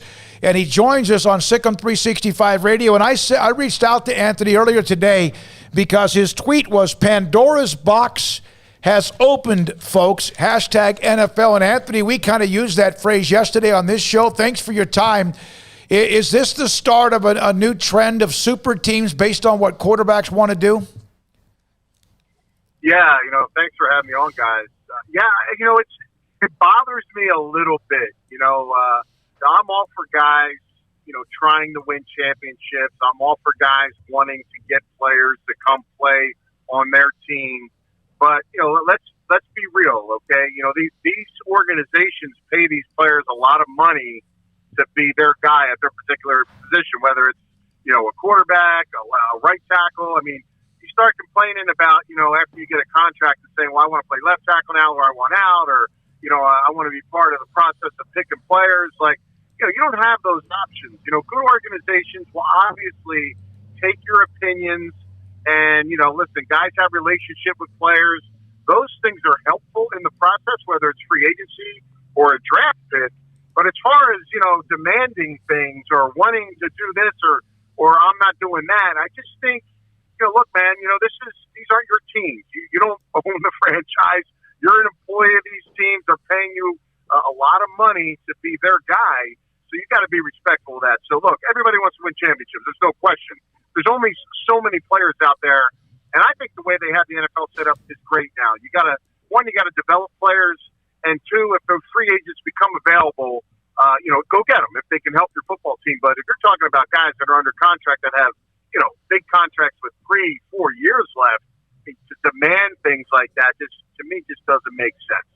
Anthony, also, I get, just to use Deshaun Watson's example, I get that, the organization is changing rapidly and he doesn't like the way that it's going, and that he certainly, has a right to feel that way. But if he does get his way and he gets traded to let's just say he gets traded to the Jets, and the Jets give up a ton of first-round picks to get him, but then they can't put any talent around him, is he really doing himself any better? Yeah, so Deshaun Watson's an interesting scenario because, look, I love this kid. I mean, he's done everything right. He's been a absolute, journey, person that really is a legacy guy for the NFL and done a great job. He's off to a great start. But here's the thing, guys. He just signed a huge deal. This organization went out and made him one of the highest paid players in the NFL in September of 2020, this season. Now, I know things have not gone maybe the way that he would expect. Players got traded, but look, there was no GM in place. They fired a coach that clearly didn't have any idea what he was doing. They brought a new GM that clearly has some credentials backing him, and Nick Cassero from New England, and they also bring in a coach of that's earned the right to be in that position long in his career. He's a minority candidate as well. I really think that he should actually sit down with these folks and have a conversation. I mean, he was just signing a contract where ownership, everybody was there shaking hands, taking pictures. If something went wrong in a short amount of time, that's worthy of a conversation. It's not, well, that's it, shut the door, it's done. I just feel like you can work things out, especially with the new pieces that are in place, trying to make it better. Now, if the Texans can get what they want for them, that's all fine and good, but I don't know if that price is going to be good enough for a team to handle, number one, like you mentioned, the Jets. And then also, you're right, if they do bring him in and they lose 3 draft picks in the first round, how do they get some more players around him? Because clearly the Jets need more than just Deshaun Watson. So, look, I want to see Deshaun Watson get in a good situation, but I also know that from an organizational standpoint, they have the leverage here. He doesn't have the leverage. If he doesn't want to show up and he wants to get back money and they don't get what they want, they're going to be more than happy to sit on him. It's not great for the league, don't get me wrong. We want to see him play. But at the same token, guys, I mean, he doesn't control the scenario at all. Anthony, in basketball, we've seen the super teams. Baseball, we've seen teams try to buy a championship. The Marlins did one year. Obviously, the Yankees maybe once or twice. But in football, is that going to be much more difficult because the number and it's maybe the ultimate team sport? Yeah, I mean, clearly. And look, let's be honest. The guys that go to super teams, their contracts are up. They're free agents. Harden's situation kind of made me sick, to be quite honest with you. I don't like that. I don't like, just kind of playing bad. And this team's paying you $400 million. You better go out there and do what you're supposed to do. And then, if things happen your way and you get traded, to sink the tank in the ship and just be terrible is just an embarrassment, to professional athletes on what he did. So, all the other guys, I mean, the super teams and stuff like that, in basketball, just to me, look, they're free agents. They can go where the heck they want. If they want to build around each other and get with their buddies when that time is necessary. But if you got years and stuff on your deal, that doesn't make sense to me. Now, as far as football is concerned, again, if it's the same thing, if you're a free agent and you can make things work, I'm all for it. But to be demanding things and trying to go places when you got a big contract in years, and you're right, being that's more of a team sport and not one guy, unless you're Tom Brady, could change the whole culture. I just don't really think, to me, that's going to be plausible and something you'll see too much in the league. As we see, I don't know if it's trickle down or trickle up or whatever you want to call it, but the college football, Anthony, which, you do a great job covering, has a similar issue with the transfer portal. Now, the rule needed to be changed because it was overly prohibitive, but now have they overcorrected it too much because there's thousands of kids in this portal? Yeah, well, listen, I mean, the portal was made for kids that have scenarios that, clearly, aren't good for them, whether that be a new coach or whatever that may be, or circumstances, family, whatever that may be. You're right, though. It's being used now in a way that I think just makes no sense. I mean, some of these kids got to go compete. I mean, you look at certain players throughout. Everybody wants to play early. I get it, but if you're not out there and and there's no outside forces outside of the fact that you're just not playing, I mean, sometimes it's a you problem. I mean, I start to see players transfer 3-4 times because it's just not working out. Well, you know what? At some point, it's probably you. You got to look yourself in the mirror. So look, the portal there's a lot of kids there, and you know what? That portal's not going to do anything for them because none of these teams are going to get them. But I will say this, these colleges that are leaning on this portal to get players and bring older guys in and not go develop and recruit high school kids at no fault of their own for in this scenario, but now they don't have scholarships because they're giving them to, a kid that wants to transfer. I get it if you're a coach coming over and you got to rebuild quickly while you recruit guys, but if you're trying to win every single year and you're a top-tier program and you're going to the portal to bail yourself out, I just think, man, that's just bad business in my opinion. Go get players that have earned it in high school, deserve the right to do it, bring them in, develop them. If you're a good coaching staff doing the things you're supposed to do, you'll be fine. But these teams that go out there and just try to be good every year because of the portal, then, I'm just like, I just don't have a lot of respect for that. Anthony, what Deshaun Watson, the story here. So the Texans, are they the ones that, like right now, have the keys to open up Pandora's box? Can they shut it by just no matter what refusing to bow to whatever his demands or his agent's demands are, even if he holds out for a long time against them? Yeah, guys, I mean, the Texans got to get his value that they think back. I mean, they're just not going to do him a favor. I mean, because he's a good guy or everybody in the league likes him. I love him.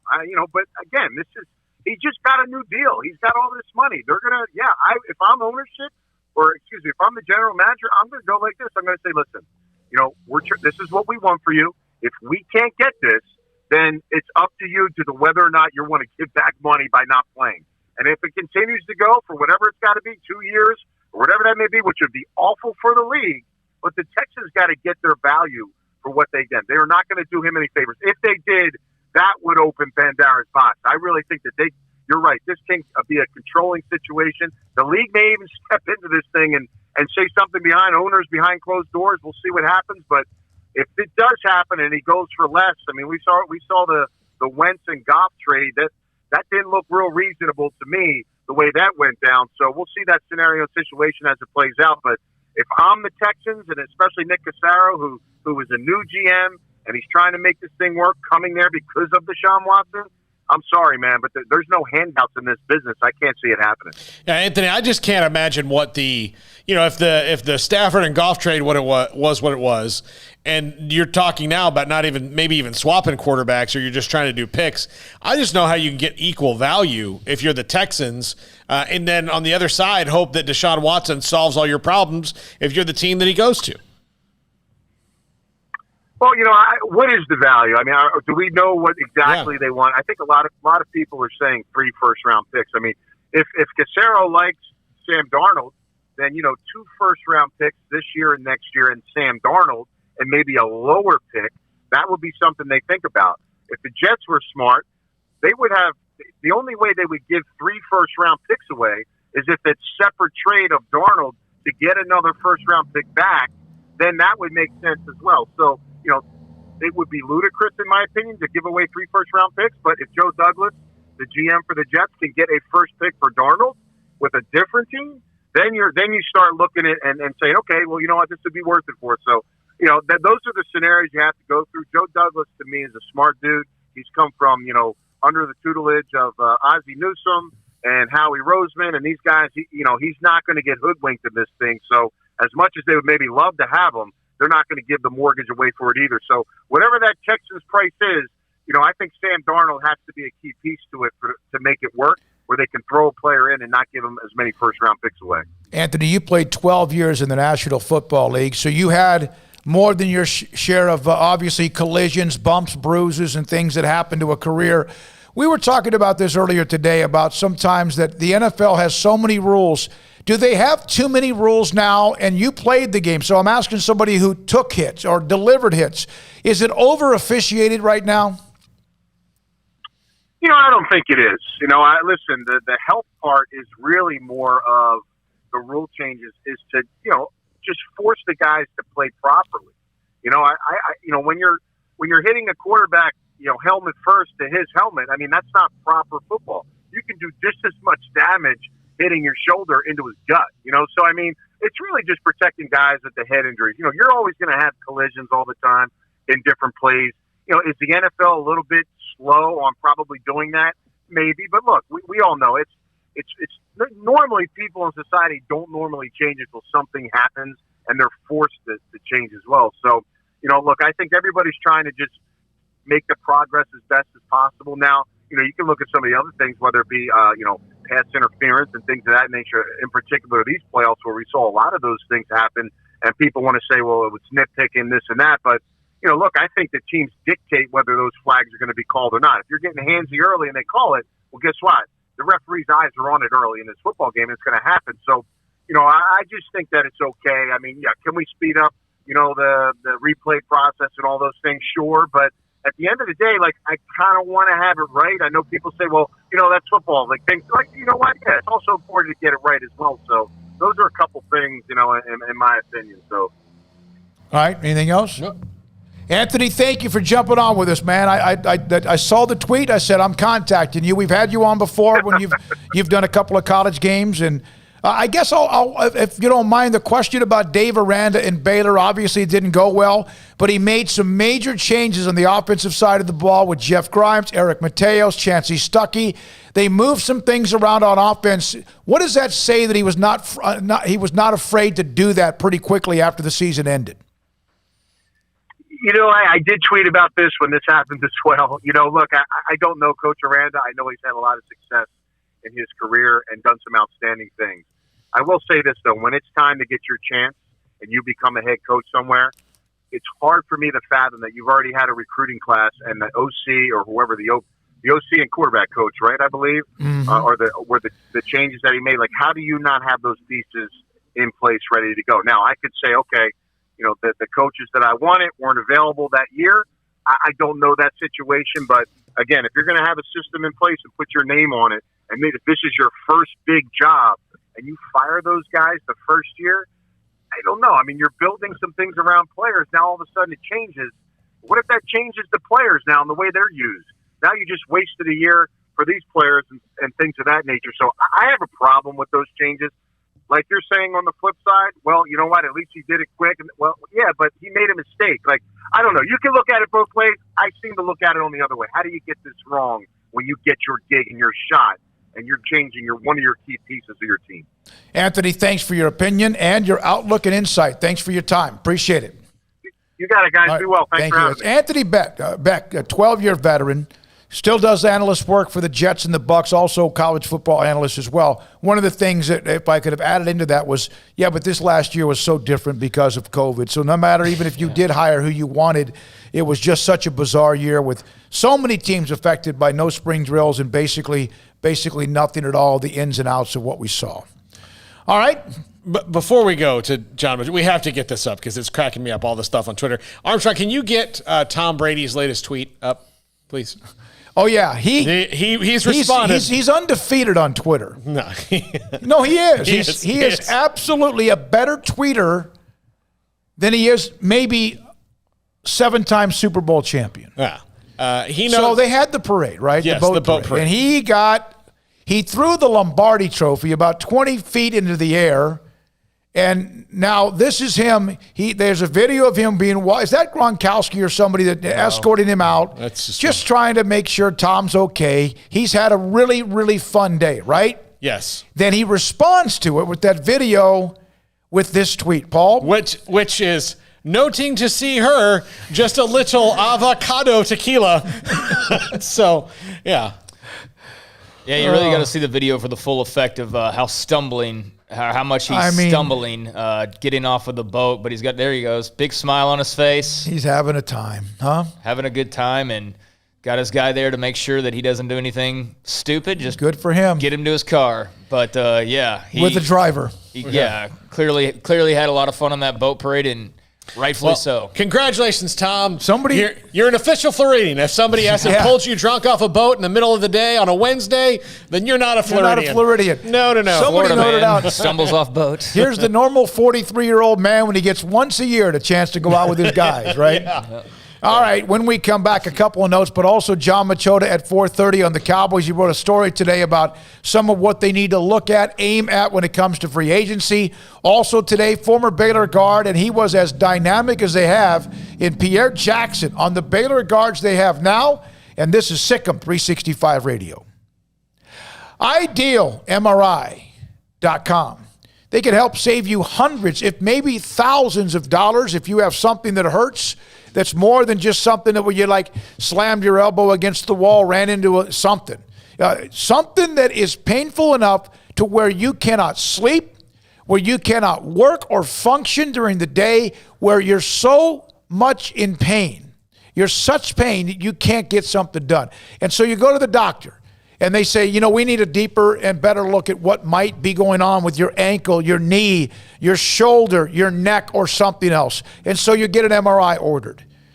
And you tell your doctor, I need to go to IdealMRI.com. IdealMRI.com in the Central Texas marketplace off of Loop 340 and I-35 and Loop 346 exit.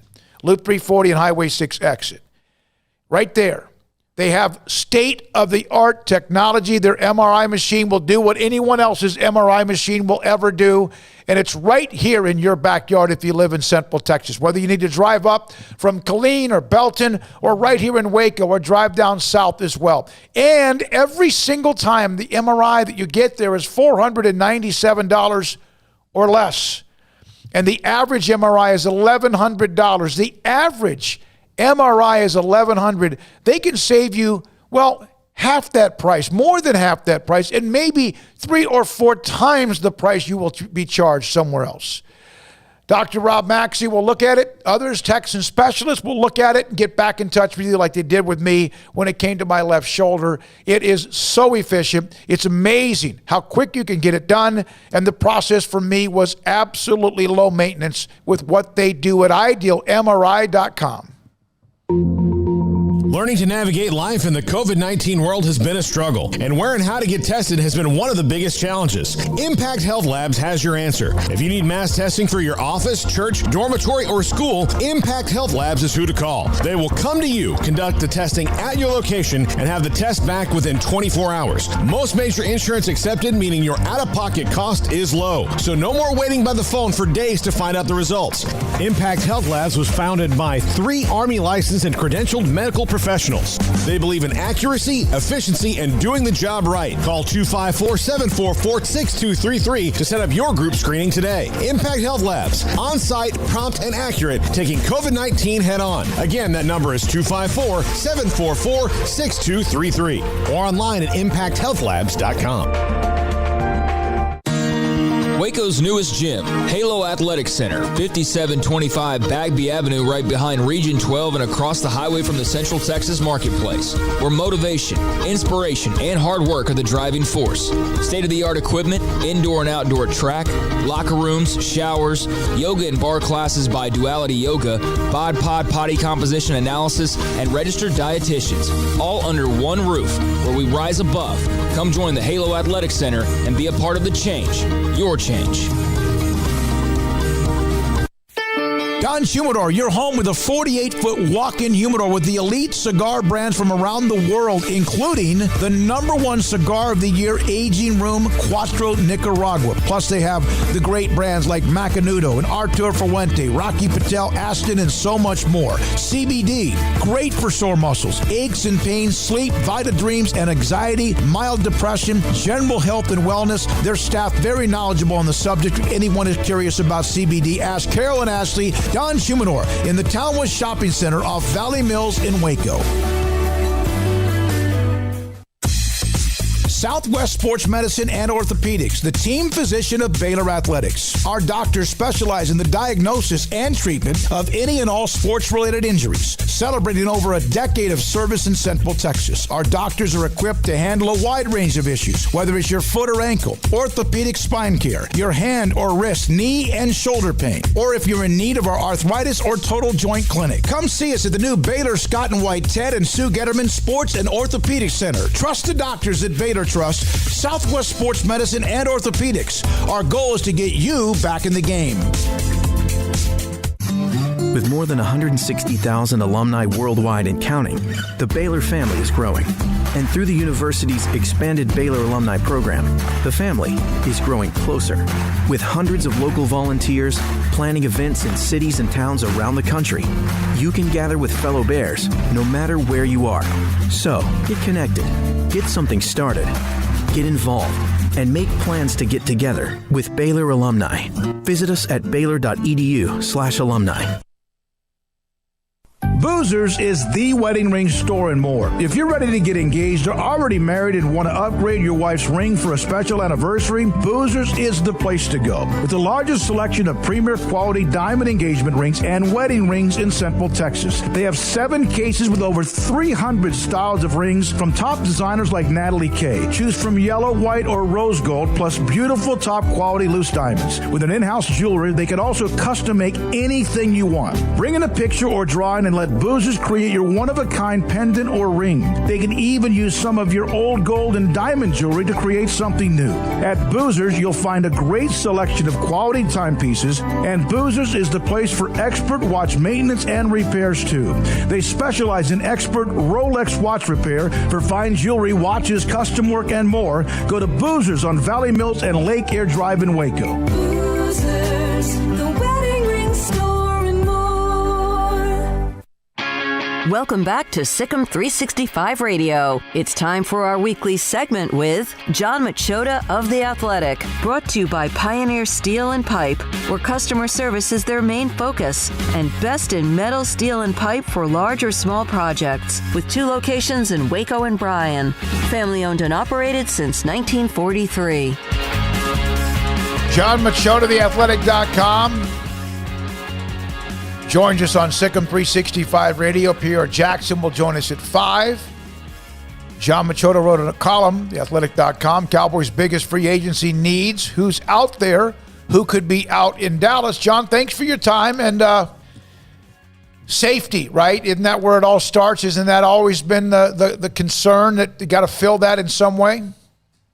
It really is. And the only reason that I feel like it might be a little different this year is because you have a new defensive coordinator in Dan Quinn, and he's obviously very accomplished at what he's done, especially on the defensive side of the ball. And so if he comes in here and is like, for my system to work to the best possible way, we need to have an elite safety on the back end or somebody that we know can take the ball away. And so maybe that'll be the thing that pushes them into maybe making a second round pick investment, maybe spending a little bit more money in free agency than, a Ha-Ha Clinton Dix like we've seen last year. So that's the one area where you're like, will they finally make a big investment here? And it doesn't look like there's a first round type safety in this draft, and I don't see any way that they would take a safety at 10, even if there was one. But I'm thinking maybe in that second round or maybe in free agency. Dan Quinn obviously coached Keanu O'Neal.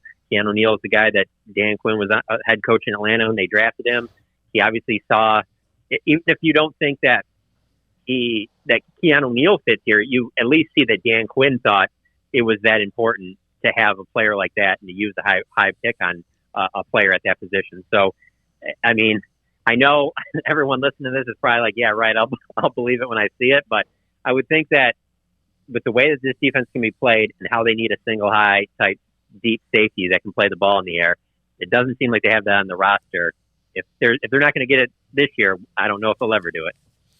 Who do you think it is that has decided to put safety at such a low value in the Cowboys front office? I think it's a combination of people, but obviously that has to include, Will McClay. He has to think that, and I mean, I've talked to Will about this it's not like this is a new topic. I mean, this has been a thing for several years. They put just a much bigger premium clearly on pass edge rusher. And then the next biggest thing would be, corners. If you're looking at DB, it would be getting a big corner. And that's obviously what Dan Quinn has had in his past success. And so, that's what I think would be the favorite. If you were asking me right now, what would be picked at 10 would probably be a big corner that can make plays on the ball. But it just seemed like those two positions, and then even linebacker. I mean, look at the money they invested in Jalen Smith. Look at how high of a draft pick they used on Leighton Vander Esch there. It just seems like those positions all carry more weight with what Will and what their staff is looking at. And obviously the coaches have had a say in it too. And Dan Quinn will have a say as well. So if it's something where he comes out and says, hey, we're really missing this on the back end, I mean, heck, you could point to just the Super Bowl. Look at guys like Antoine Winfield and Tyrann Mathieu. Not big guys, a little bit undersized, but they make plays on the ball. And so maybe they go after a guy in free agency that has at least shown an ability to do that. John, what do you think of this interesting landscape going on with NFL quarterbacks now? Obviously with Deshaun Watson and Carson Wentz appears to be on his way out of Philadelphia. You got Russell Wilson that's now talking a little bit about Seattle. And, of course, the Cowboys have Dak, but does this – I know it leads to rumors and fantasy, trades and things like that, but is this something that you've been, intrigued by, and how does it possibly have a bearing on the Cowboys? Absolutely been intrigued by it. And, yeah, you can certainly compare it to fantasy, but, I mean, I think that Lions-Rams trade was kind of like a fantasy football-type trade that sure. I didn't expect it to kind of go down the way it did, right, like that, and what all that was involved. I thought the Lions would get a first-round pick and maybe a third from somebody, and here you see then they had to throw in another first because then you had to take on Jared Goff's contract. I didn't expect that to happen. So, I think that's the first domino to fall, but I think that there's several more that could, and it's interesting, like you even mentioned with Russell Wilson, there's a guy that you would just never think that is going to leave that organization as long as he's in his prime, which he clearly is right now. So that one really stuns me. But yeah, there's tons of movement that can happen. Even though Bill Belichick will never say this publicly, I find it hard to believe to see what Tom Brady just did this season, that he's just going to be going with Jared Stidham as his quarterback next year. I mean, don't rule out the Patriots to make a move for one of these guys. And in terms of the Cowboys with Dak Prescott, it's just one of those things where I think all of us have felt that a long-term deal would have been done by now. And I really feel every day that passes that one isn't done, the closer we get to the Cowboys having a future that doesn't include Dak Prescott. It seems crazy to even say that, but that's just kind of where we are right now. Actions speak louder than words, and the actions are that the deal's not done. So, you don't want to get to that March deadline and go into another franchise tag, because then if that's the case, you go into the draft and you almost have to consider quarterback in the early rounds. I'm not saying you have to necessarily do it at 10, but there's no guarantee if Dak has to play under a second tag that he's going to come back and sign with them after that season's over. You do not want to let him go to free agency like they did with Amari Cooper and say, hey, go see what's out there and then come back to us. There's no guarantee that anybody's going to come back to you, I mean, especially if he makes it to that level, I'm sure he's going to be pretty angry at that point that a deal didn't get done. I find it hard to believe he's going to go test the market and then come back and say, hey, these are my top offers. Can you top these?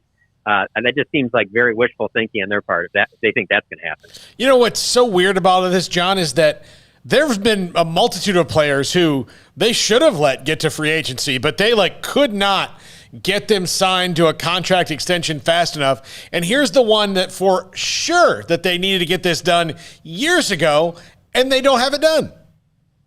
Yeah. I mean, obviously the dollar amount, it's a way bigger investment than the others. You bring up Amari, Jalen Smith, Ezekiel Elliott, any of the offensive linemen. This is a way bigger deal than any. I mean, he'll be the highest paid player.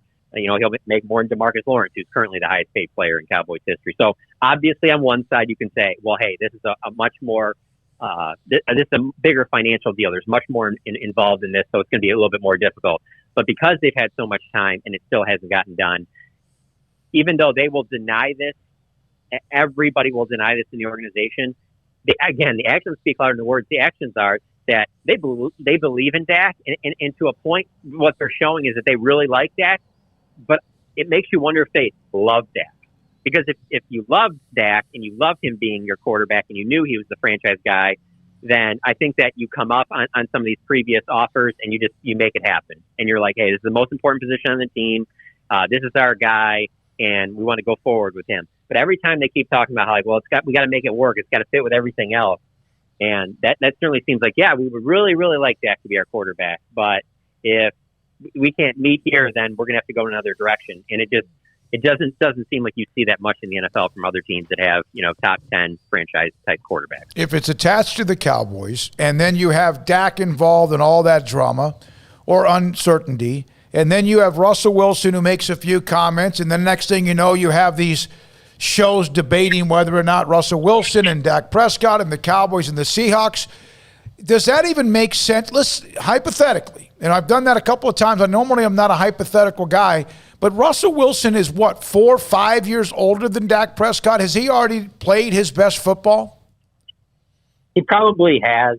It all depends, though. I mean, here's the thing: you look at what Tom Brady did, and it's not hard to see that he had some amazing weapons in Tampa, some much better weapons than he's had the last 4 or 5 plus years in New England. So, I think that Russell's got some pretty good weapons, especially with DK Metcalf, and Lockett.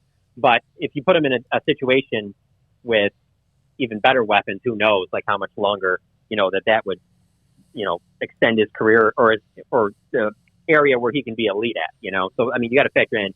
So he's 32. These guys are playing at a high level into their late 30s, and then if you're Tom Brady, even into your 40s. So I still think that there's plenty of good years left there. But anything that involves Dak, whether it be sending him to another team or trade, whatever like that, Dak still would have to sign that franchise tag. And I don't see him signing that franchise tag unless it's to go for a trade, unless it's to go to a team that he absolutely wants to go to, that he thinks is a great situation for him. He doesn't have to sign anything. So I know that it's fun this time of year to throw out trade scenarios and things like that, but I just think it'd be really difficult to get him to sign the franchise tag and then trade him to another organization, especially if you're involving a quarterback and things like that. But hey, it's the NFL. Crazy things have happened. Here's the thing: we haven't had as much access this offseason because there isn't the Senior Bowl. That's normally a time of year where there was a Senior Bowl, but there was no access. Jerry and Steven weren't there, so normally that's the time of year we get a chance to talk to them. We haven't, and just you haven't heard anything from the Cowboys, and it's just very interesting. It's unlike anything that I've seen covering this team over the last decade. All right, John, I'm gonna throw out a couple of hired gun scenarios because it wouldn't be long-term free agents, it'd be short-term. But Ndamukong Suh and Richard Sherman. Yeah, I would like to have both of them. I mean, they both make sense, especially if the dollar amount was right. The only thing I'll say in both the same exact cases is just I don't see how either one of them wants to continue playing even another season unless it's for a team that they absolutely think has a chance to win the Super Bowl. And so for Ndamukong Suh, I just find it very hard to believe that they aren't going to give him another 1-year deal like they just did in Tampa. And why would you leave that situation to come to the Cowboys? That would make very little sense to me at all. I think that whole entire team is pretty motivated to try and go back to back, as hard as it is and how unlikely as that might be.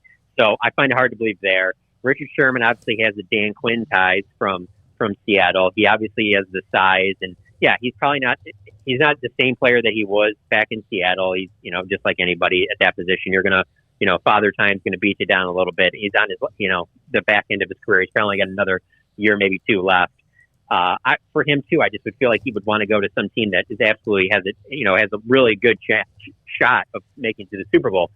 I don't know that these free agents are going to look at the Cowboys and think that they're 1 year away to getting to a Super Bowl. But if Richard Sherman signs here, that's the one player that puts them over the top. If they made a move for either one of them, I think it would be good because I still think they both can contribute something. I just don't know why either one of those players would do it. All right. Anything else? I did see watching the game Sunday. Damian Wilson, Paul, who's he play for? The Chiefs. Anthony Hitchens. And a couple of guys that the Cowboys have had, and not guys who are going to be elite, but I noticed them. Are there any former Cowboys that they might reach back out to look at? And are there players who they did get last year in free agency who could not help them this year for whatever reasons that they will want to bring back? As far as guys that were former Cowboys, Damian Wilson will be an unrestricted free agent, so that would be always a possibility there. But again, with him, I put him in the same boat as the last two guys we just talked about. If the Chiefs want him back, why would you leave a team that's the favorite to go and win the Super Bowl next year that you just won a Super Bowl with last year?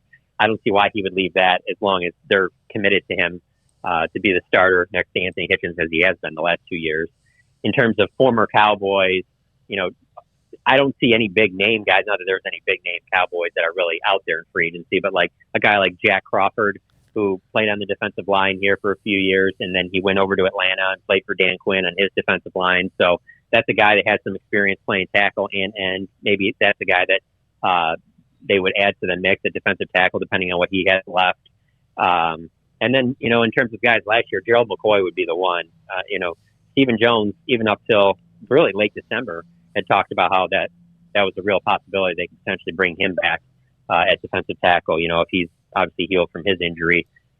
So that's about it. But again, I feel like we've all pretty much become used to it over the last, 4 or 5 years. They don't bring in any real big names in free agency. I mean, there was 2 years ago when they brought in Randall Cobb, and then they made the deal for Robert Quinn, and those are great moves for that offseason. Obviously, they didn't get him to the playoffs, but maybe they can work something out, and you bring in a guy that maybe we're not looking at right now that we don't expect that they got plans to try and bring in. But for the most part, I mean, you probably shouldn't set the bar too high about them going after some of the top guys out there, like especially at safety with guys like Justin Simmons. Like, I just think those are going to be out of their dollar range. All right. Thank you very much, John. As always, thanks for changing up the time a little bit today. Appreciate your time and continued great work on your end. No problem, guys. Thanks for having me on. John Machota, his latest column, Cowboys' biggest free agency needs, who's out there, who could be out in Dallas. Of course, the needs, safety, corner, defensive tackle, linebacker. The first four are on defense, not a shock, and then offensive tackle. I'll just ask you guys, as general managers, would you bring back Cheeto Uzie, Jordan Lewis, and Xavier Woods? No. Well, unless you had to. You have to have some on your roster. Yeah, right? but I mean, all things being equal, and then you could get anybody else in there. Would you bring any of those three guys back? Probably not. Not unless you just feel like they've been hampered for some reason other than the fact that they're not talented enough to be able to play well.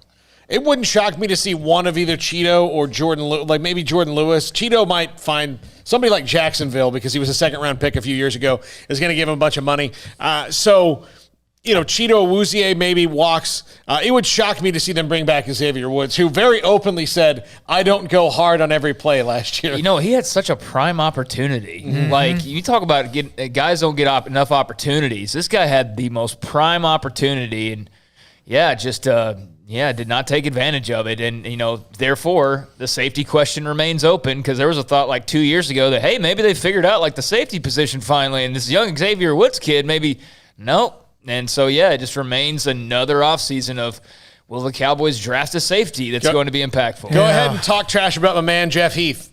Yeah, you know what? Go ahead and do it, hey, man. I used to have fun with that. I used to have so much fun with that because it was funny. It was funny just that Jeff Heath was the scapegoat. But, no, I mean, props to Jeff Heath. That dude's the one laughing all the way to the bank.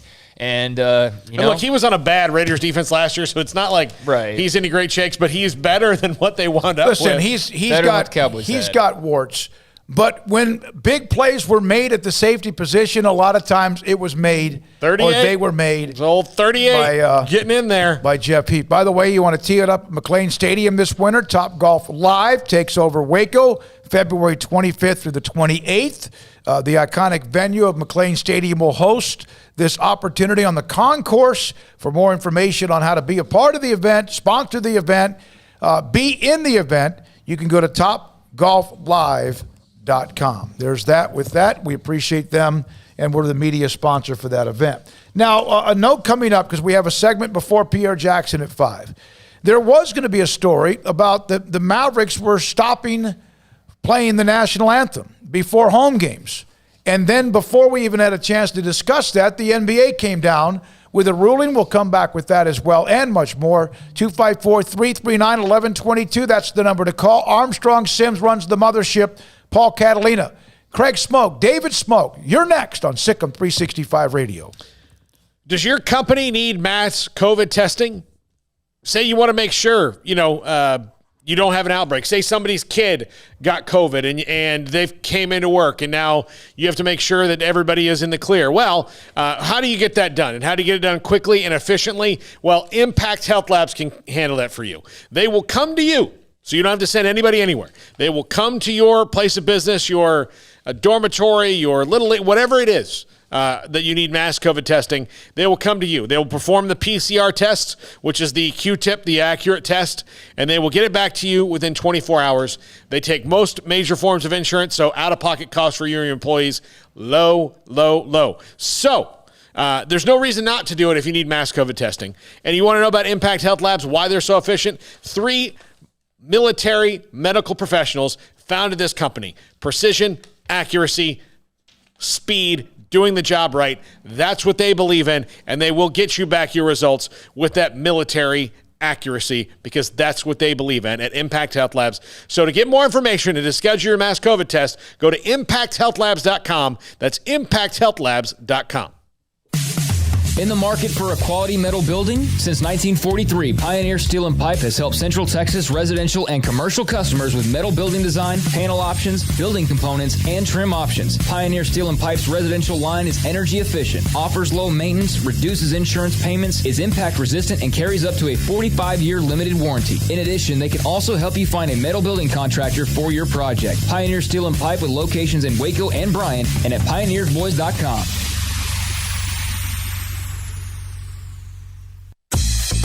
Southwest Sports Medicine and Orthopedics, the team physician of Baylor Athletics. Our doctors specialize in the diagnosis and treatment of any and all sports-related injuries. Celebrating over a decade of service in Central Texas, our doctors are equipped to handle a wide range of issues, whether it's your foot or ankle, orthopedic spine care, your hand or wrist, knee and shoulder pain, or if you're in need of our arthritis or total joint clinic. Come see us at the new Baylor Scott and White Ted and Sue Getterman Sports and Orthopedic Center. Trusted doctors at Baylor Trust, Southwest Sports Medicine and Orthopedics. Our goal is to get you back in the game. Born in Waco, Brotherwell Brewing exists to serve the Central Texas community with locally crafted beer of the highest quality. They want to bring Central Texas closer to the brewing experience so everyone can enjoy well-made beer as much as they do. For 2.5 years, they've been bringing high-quality beer to Central Texas at their location on Bridge Street in East Waco. Brotherwell Brewing believes in community and bringing people together to enjoy products made in their community. So for your game day, whether it's a tailgate or at home, stop by Brotherwell Brewing for high-quality craft beer made right here in Central Texas, 400 East Bridge Street, and check them out online at brotherwell.com. Get the vehicle you've been dreaming about at the President's Day event at Allen Samuels. The 2020 Dodge Charger SXT, ranked #1 in initial quality and driver appeal, has special values of $6,170 or 0% for 72 months, plus $3,000 in combo cash. The 2020 Dodge Charger is at the forefront of muscle car design. From the body to the wheels, it continues to impress. Visit the customer award-winning Allen Samuels, located at 201 West Loop 340 in Waco, to see the 2020 Dodge Charger SXT. See dealer for details. All offers have credit requirements.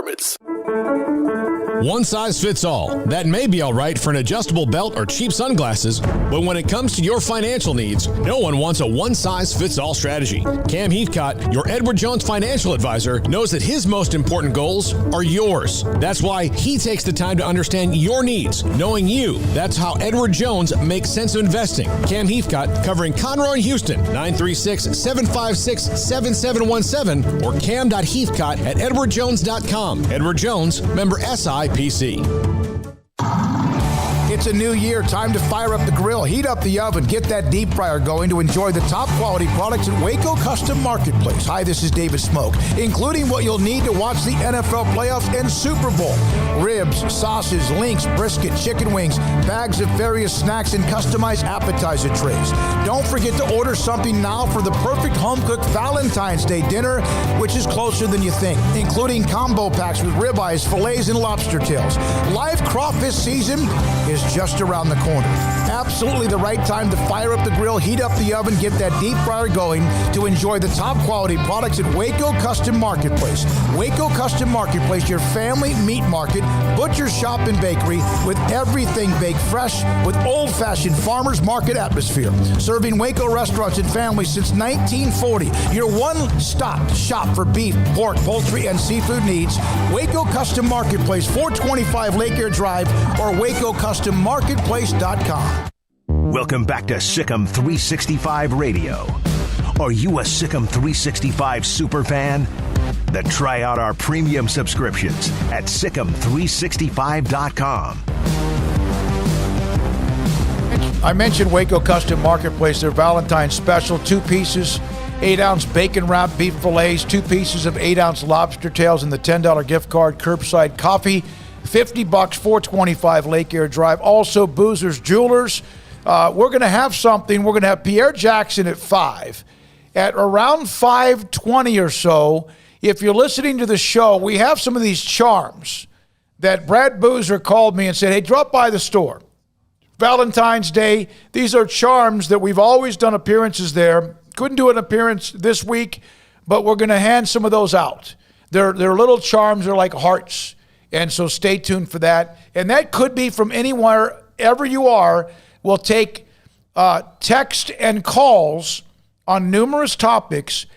And if you then respond by sending me your mailing address, I'll send these little tiny charms. We have I think there's 10 or 15 of them that we'll send to you, even though some of them may not get to you in time for the weekend. Now, a couple of things. Got a rapid fire, got a couple of emails about the Super Bowl as well. The Mavericks had stopped playing the national anthem before home games at the direction of Mark Cuban. The NBA then countered and said, you can't do that. Then Cuban today said, during an appearance, that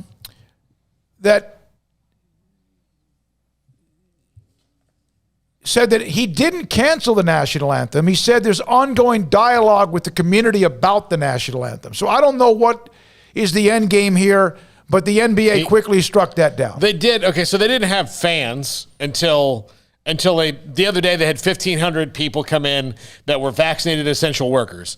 And so in the games where they didn't have fans, he didn't play it. He said today on ESPN that he had no problem playing the anthem at all, and that the decision not to do so at this point in the season was the product of ongoing conversations with members of the community who felt the tradition did not fully represent them.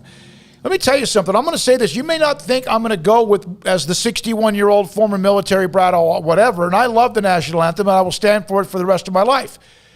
But I was at the Super Bowl, and the amount of people that during the national anthem at the Super Bowl are wearing their hats, well, we can get into whatever you want, the kneeling or not, and I get that.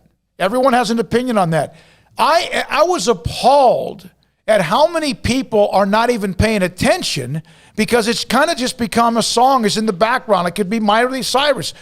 But the hat wearing during the anthem is something that gets me. I know that's from my end of it. You may disagree, but I don't know how many people are paying attention during the anthem anymore. Well, that's sad. That's what kind of points out some of the hypocrisy of, and we don't know this, but like the question you have to ask yourself is, okay, if you are a person who didn't want a player to kneel for the anthem or all that, are you, when you're at a game and the anthem comes on, do you stop and put your hand over your heart and take your hat off? I do. Or are you someone who meanders about and goes and get their beer and get their hot dog because you know that there'll be less people in line, and so you're doing the same thing. In fact, yours might even be worse because you're not even taking a social stand on it. You're just getting snacks. So again, there's a lot of these things going on by the national anthem that it's a lightning rod thing. I will say this. I think Adam Silver is very smart to enforce the NBA rule here in that he stops this from making it a situation before it really becomes something that Mark Cuban, and as brilliant as Mark Cuban is a lot of the time, this is something, if he decided not to do this, that he will never, ever get through. There will be people, and just look at the Dallas fan base. There are people that still bring up, after Jerry Jones won 3 Super Bowls, I don't like Jerry Jones because he did Tom Landry wrong. So fans never forget, whether they should or they shouldn't, and whether this needed to be a big issue or not. I think the NBA is smart to say, listen, Mark, play the national anthem. Yeah, I'm glad that they stepped in and said something and just put the kibosh on it. And I feel like, whether you stand or you kneel, whatever suits you and your beliefs, that is up to you as an individual. But, that does seem like, or at least when I was reading the story last night, like he was going to have a very negative chain reaction if there wasn't some response from the NBA. And you just kind of left it up to, people talking, and then all of a sudden now there's another team that people notice isn't doing it. And then it's, oh my God, the Pistons aren't doing it, and then it turns into a whole big thing that's really unnecessary. They obviously didn't announce it because they didn't view it as like some sort of a stand or a big deal. It was just noticed, like over the weekend, finally somebody noticed, like, hey, they're not doing the national anthem. So it wasn't as though Cuban and the Mavs had come out and said, we are not going to do the national anthem as a sign of, no, they didn't do any of that. They didn't say anything about it. So, they could have gone the whole season and nobody might have even noticed it. So what does that tell you? Yeah. But you're right. Like, there's nothing that drives me more insane than, people talking during a moment of silence or, milling about like they're just indifferent to the world. And I think there's a lot of people that just are in their own little mental bubbles and they don't see like within 6 inches outside of their own little parameters. And I see that often during the anthem. I'm going to be one that I wear a hat all the time on this show, pretty much all the time, but I take it off during for the anthem. That's my own personal preferences. I'm going to stand and have my hand on my chest. And, if others choose to do it differently, that's great. But yeah, I think this was able to avoid being too much of something about, really nothing in the long run. I think, it's probably too much policing. And I think Cuban even had a comment last summer about there's too many national anthem police in this country. He deleted it. And I think it mentions that in the story. But there can be some of that going on for sure. All right, Texans President Jamie Roots is gone. He has resigned. So yet more changes within the structure of the Texans. Washington has re-signed or bringing back Taylor Heinicke. Taylor Heinicke, excuse me. Quarterback. That's how much I knew him when he started. He was pretty good. The guy has something Taylor there. Heinicke. Taylor Heinicke, a 2-year deal. Now, a couple of email that I got on the Super Bowl. I've seen some pretty lousy Super Bowls in my day, but yesterday was pretty awful. This is what I got from last night. I'm no expert, of course, but Kansas City seemed to have absolutely no game plan. Patrick seemed to gain more yardage running backwards than towards the opponent's goal line. He had very little protection. Toward the end of the game, he was clobbered by 2 or 3 freight trains. One of them was Ndamukong Suh. I didn't see a single teammate come over to help him up, see if he was even alive. After such anticipation for a really good game, for once the commercials were really better than the game. Also, this from David. Super Bowl numbers higher than I would have been expecting. 75% of my fans boycotted the NFL this year, and likely a lot longer due to the political correctness and disrespect of our country, our flag, veterans, and anyone who speaks up about crap it forced down our throats in 2020. My wife and I both grew up watching the NFL all day on Sunday and Sunday night. No more. In fact, we didn't watch a total of a quarter the entire season, none of the playoffs. We did turn it on to watch these 2 quarterbacks and teams.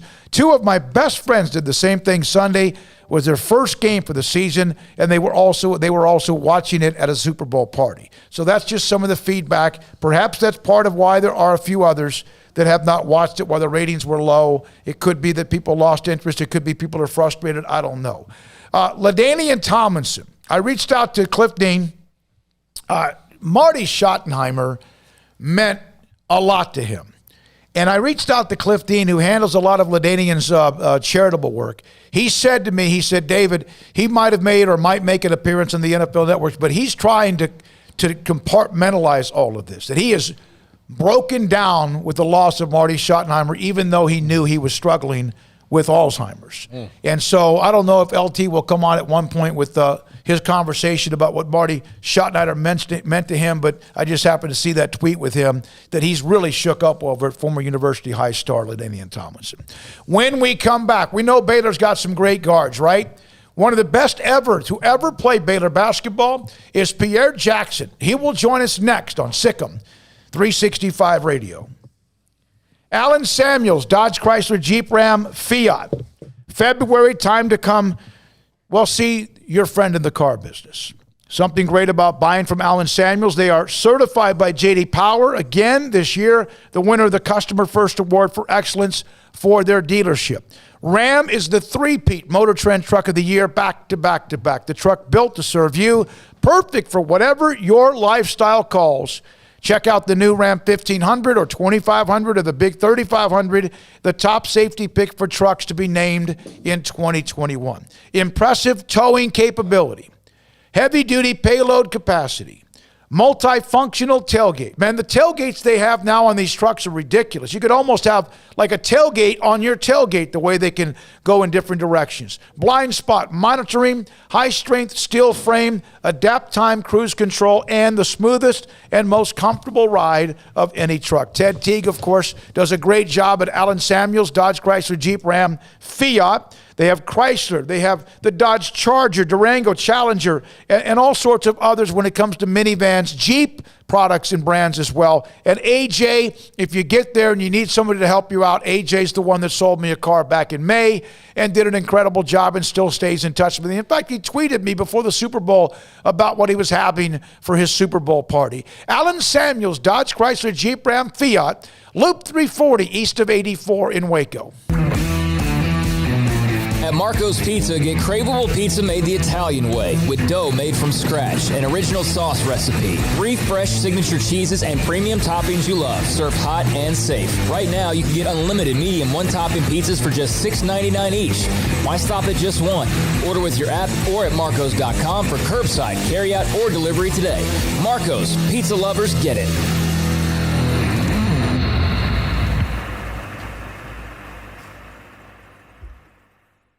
In Texas, there's pea-size hail and baseball-size hail. Guess which one hit our house? We didn't even know where to begin, but we called our Texas Farm Bureau insurance agent, and he was so reassuring. He knew exactly what to do to get our house back into shape and our lives back to normal. Now, we're even more thankful for the roof over our heads. Stop by and see our agents at one of our 3 McLennan County locations. Coverage and discounts are subject to qualifications and policy terms and may vary by situation. Did you know that 1 out of every 4 men have symptomatic low levels of testosterone and don't even know it? And if you think you're too young to worry about it, guess again. Low T levels can make you feel tired and grumpy, cause weight gain, and wreak havoc on your sexual desire and performance. Petty Clinic Low T can set up same-day blood screening and results, so if you're tired of being tired, I challenge you to man up and Google search Low T Waco or go online pettycliniclowt.com. It's a private clinic with an atmosphere catering to men. Affordable, only $150 a month, includes lab work, office consultation, testosterone injections, follow-up visits compared to $395 a month in Dallas or Austin, and you don't have to fight the traffic. Petty Clinic Low T as board-certified physician consultations will provide the best form of brand-strength testosterone available. Contact Petty Clinic Low T today, just off Highway 84 and Old Hewitt Drive in Woodway. Petty Clinic Low T, helping men become the high-performance men they deserve to be. PettyClinicLowT.com or Google search Low T Waco. Let Camille Johnson Realtors guide you seamlessly through the process of buying your dream home or selling your current one. Commercial, farm and ranch, or residential, Camille Johnson Realtors can smoothly and successfully lead you through any transaction. With a team of 28 experienced agents who are excited about serving you, Camille Johnson Realtors services the entire greater Waco area. If you're in the market to buy or sell, contact Camille Johnson Realtors, 104 Midway Center in Woodway, or find them online at www.camillejohnson.com. Camille Johnson Realtors, elegant, charming, warm. Welcome home.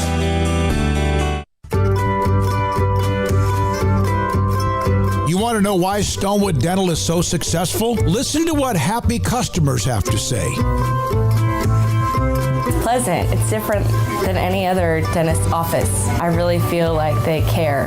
And it's not that you're here for 2 hours waiting on someone to take care of you.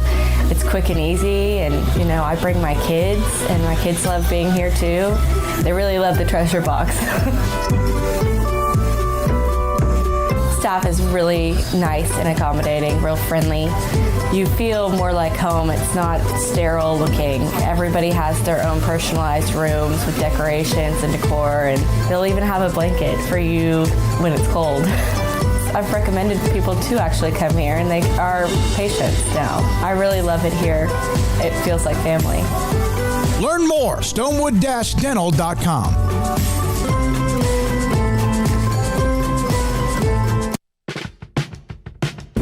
Welcome back to SicEm365 Radio. As Pierre Jackson now answers with a three from the right side, and that's what Pierre can do so well. He's done his entire career.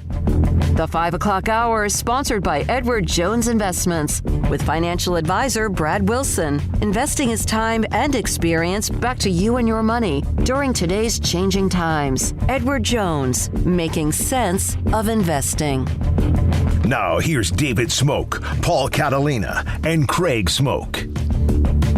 In the history of Baylor basketball, they have had some dynamic players, but one of the most dynamic was former guard Pierre Jackson. We see what Baylor has with this team, 17-0, obviously in a pause because of COVID. Number 2 in the country, and Pierre Jackson, the former Baylor star, joins us on SicEm365 Radio. And knowing him, he just got finished playing about 2 or 3 hours of basketball or doing something. Is that what you've been doing, Pierre? Yeah, I've just been at home at the moment, just trying to stay ready for my next opportunity. Well, we'll get into that with you, but obviously you played the game at a very high level, explosive, dynamic, and all the things you did. When you watch this current Baylor team and all the guards that they have, and they're going 4-guard deep sometimes, what do you see? I see the game, how much has changed. I see how different, Coach Drew and the staff there have changed their recruiting processes. Getting, when I was there, we had a bunch of 7-footers, used our length and used that to our advantage. And now it's more of a, positionless game. And Coach Drew is recruited like he's always has the best class in the country. A lot of underrated guys, and they all buy in and play really well together. That's what they're doing these past 2 years. Pierre, I'm sure you would enjoy being in this 4-guard offense. Do you contact? I know Coach Drew has a lot of former players stay in contact with them. Do you talk to a lot of the guys still?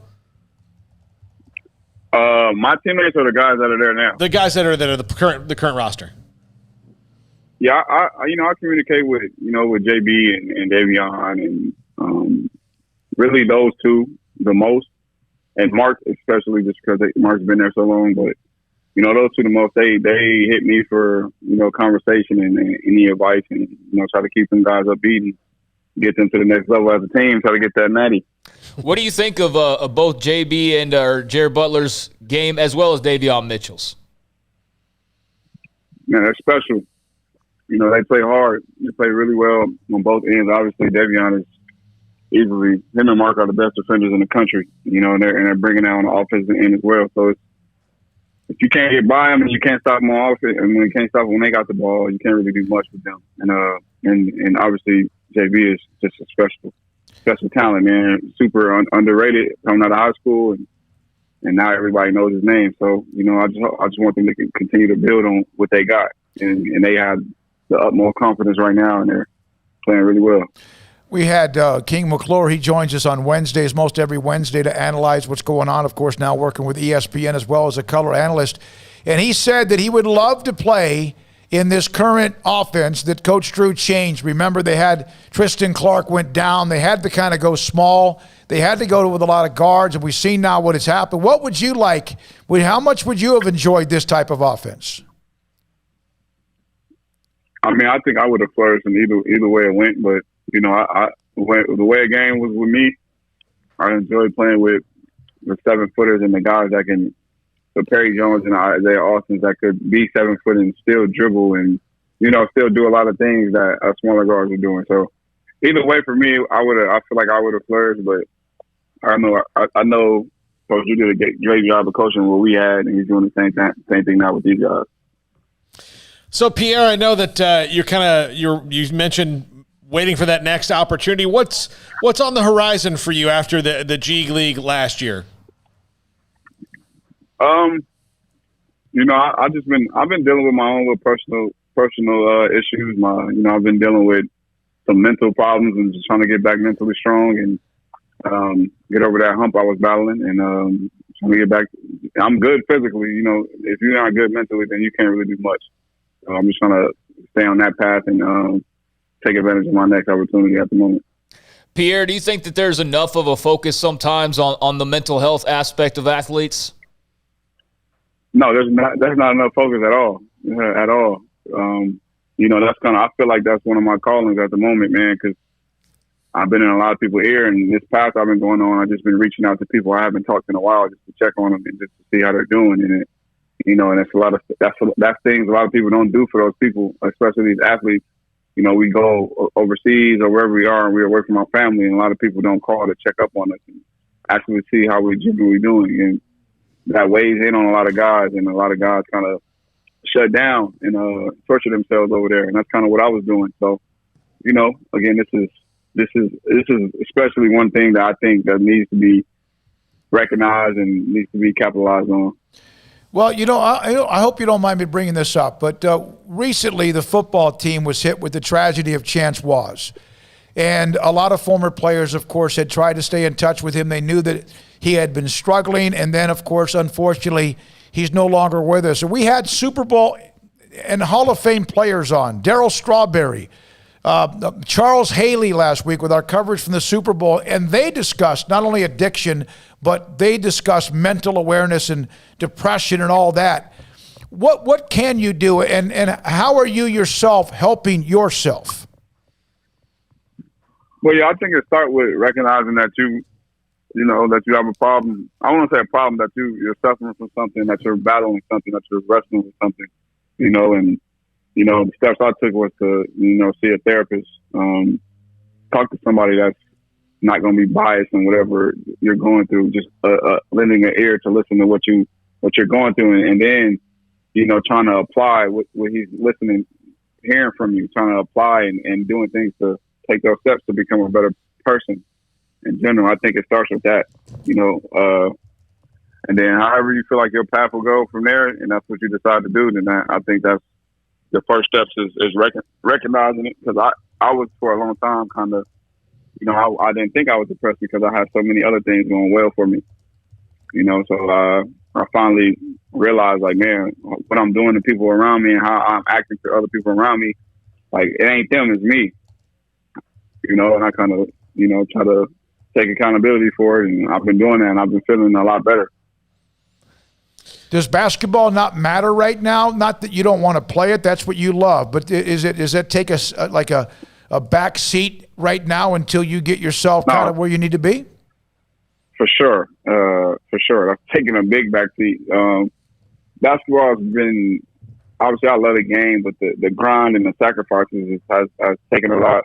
It's taken a toll on me for the most part. I hit a wall, and I wasn't right mentally, so I couldn't deal with the mental exhaustion of being over there and being away from my family and my kids and stuff like that. So yeah, I needed a break to, again, hold myself accountable and get the help that I needed. And again, I feel a lot better from taking these steps. I got a long way to go, but I feel a lot better. Pierre, it's interesting you brought up about the overseas. I think a lot of people don't understand what kind of a strain, especially in the last year, that had to be to have to go overseas and deal with everything that we've been dealing with, and then be away from your family. That people maybe it's easy to forget. Somebody's overseas playing, and we've got these phones, and we don't always use them the right way, do we? Yeah, no. I hate my phone, honestly. I'm with you, man. Because social media gets in the way of actually. It's so much stuff you can do on your phone, so many things you can watch on your phone to educate yourself, and and we just decide to, like me, my peers, and you find ourselves on social media just scrolling away at nothing. You know what I'm saying? And you kind of ignoring everything else out in the outside world, like people not hearing their kids calling them because they just in their phone, stuff like that. It's just, I hate my phone. And again, I have reached out and trying to reconnect with relationships with people that were important to me, and I kind of distance myself because I'm dealing with my own thing, Absolutely. I'm with you, man. I try to be mindful of being on it too much. And yeah, I definitely think it's probably done more harm than good in the long run. It's kind of avoiding reality in a way and all that. But, man, it's great to hear that you're acknowledging, all of that and aware of it. That's the good news, and that you're working on it. That's awesome. Pierre, for this Baylor men's team, they've had another break that they've had to go through.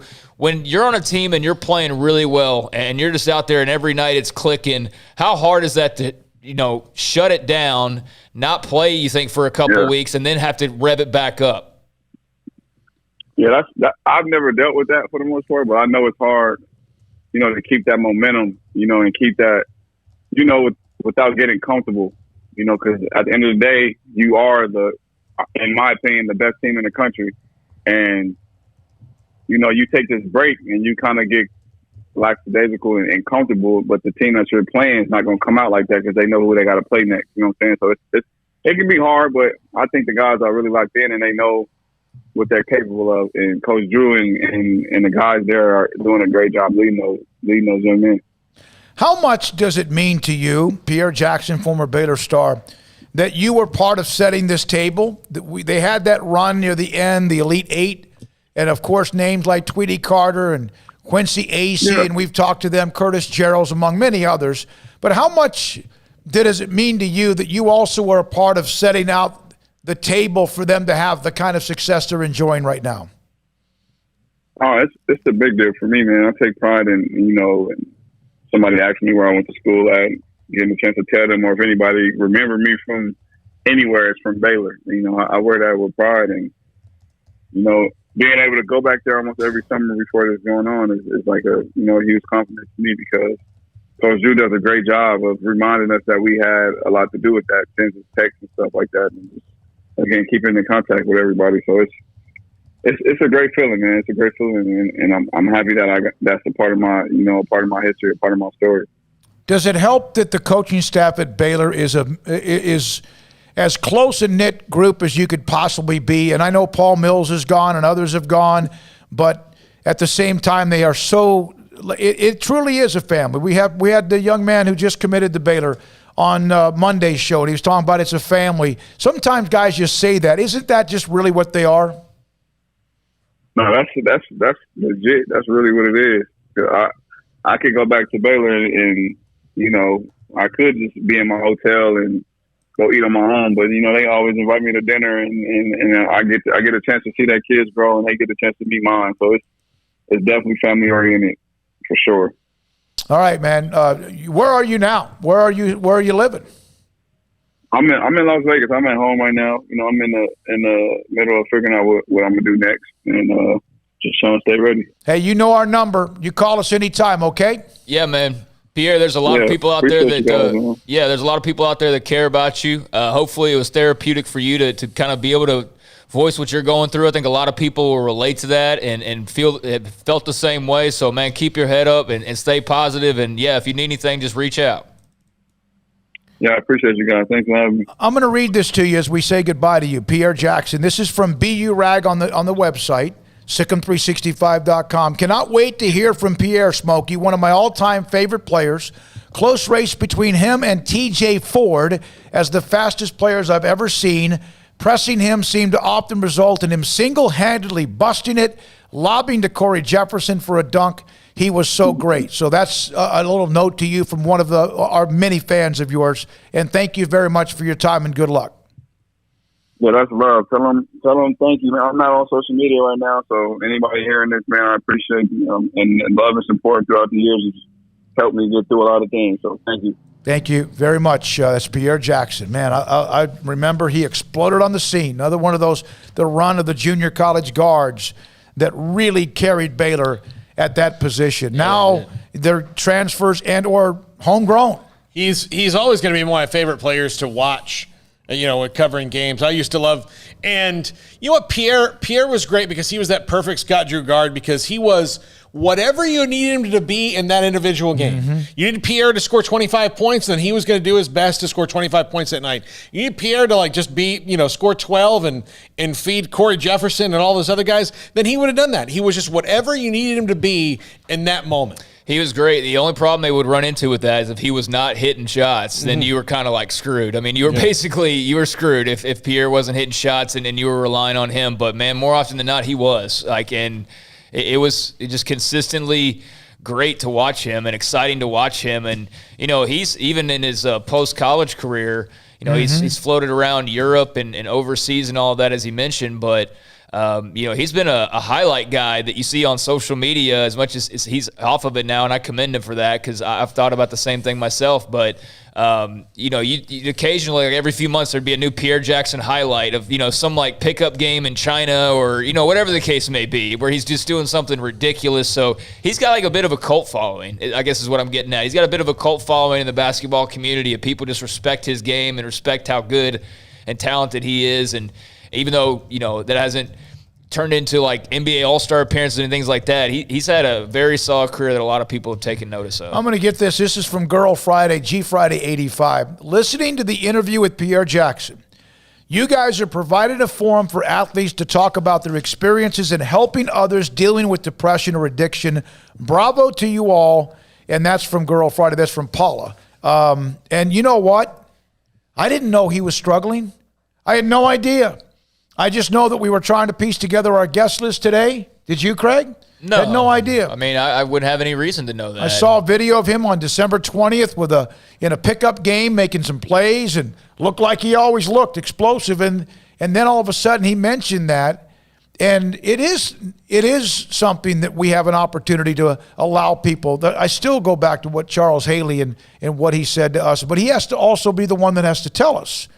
Sometimes. Well, that's what the he has hard. been That's through. the hard Yep. part for a lot of people. As we were talking about last weekend with Darryl Strawberry, and I asked him the question about how much the shame of addiction prevents people from stepping forward. There's a shame when people have an addiction, or maybe it's something that they've done in the past that they're not particularly proud of, and this shame is like a great weight that sits on your shoulders. And even though it was maybe something from years ago, you yourself can't shake it. And you almost debilitate or handicap yourself from being able to grow or to move forward because of this thing that you did or this way that you used to be. And you don't have to be that person anymore. That's the decision that you have to make and the decision you have to work at. It's not just simply flipping a switch, but in some ways it kind of is. That you don't have to let what happened in your high school years, your college years, your first marriage, whatever the case may be, to be the definition of who you are. You can change at any point for the better. So I hope Pierre has folks reach out as a result, just to say hello, and he's been doing that with others, and I think that should continue, for everybody. We kind of do this thing where it's like, well, this person hasn't tried to reach out to me, so I'm not reaching out to them. Next thing you know, you both actually miss talking to each other, but you haven't talked in 2 years because nobody wants to make that first move. So you got to make that first move. And I think Pierre is very well loved, and got a lot of people that care about him, and just needs to stay strong. But he's already made a massive step, and just at least throwing it out there that he's dealing with some things. And don't think that either Baylor coaches already know or some of those around Baylor know. But if they don't, now they know, and they'll be reaching out then. As he said at the very end, I'm off social media right now. He just that's a really smart thing to do. That might be smart even if everything's fine. I like using it as a news source, and occasionally coming up next or what we have. Occasionally a laugh, like promoting things and doing that. But I made a decision a long time ago. Like, I've been on Twitter for like 10 years, but if you look at the number of tweets I've actually tweeted out, it's not very many in the grand scheme of things compared to like some people who have like 100,000 tweets. And I'm not talking followers. I'm talking like actual tweeting. I think mine's like 30,000 maybe. But, not that it's a barometer. It's just that I try to be mindful of how much I'm actually on there and just pouring stuff out. Because I think if you're constantly talking, constantly saying something, in the end of the day, you're not really saying anything. You know what I mean? Like, if you're just constantly talking, there's no filter. It's just words. And, there's a lot of drama and there's a lot of pitfalls to it. There's also a lot of good. People may meet their future husband or wife on there. That's happened plenty of times. Or girlfriend, boyfriend, or just a friend. A lot of people with Therese Paylor's passing yesterday mentioned how he had no impact on them personally or in their real life, but because of what they had read on social media, read his articles or what have you. So there's definitely a benefit to it, but I think it's like anything else. Too much is not good for you. Too much of anything is not a good thing for you, no matter what it is. So, yeah, I just try to be mindful myself of getting a break from that internet reality for actual reality and kind of, smelling the fresh air, I suppose. From Paula, Craig is right about the shame, but if you can provide a safe forum to talk about issues, we are all better for it. Plus, it will give that person confidence to go forward and get some help. When we come back, Jay Billis has listed his top 68 teams in the NCAA. Obviously, 1 and 2, Gonzaga and Baylor. We'll read what he said about Baylor.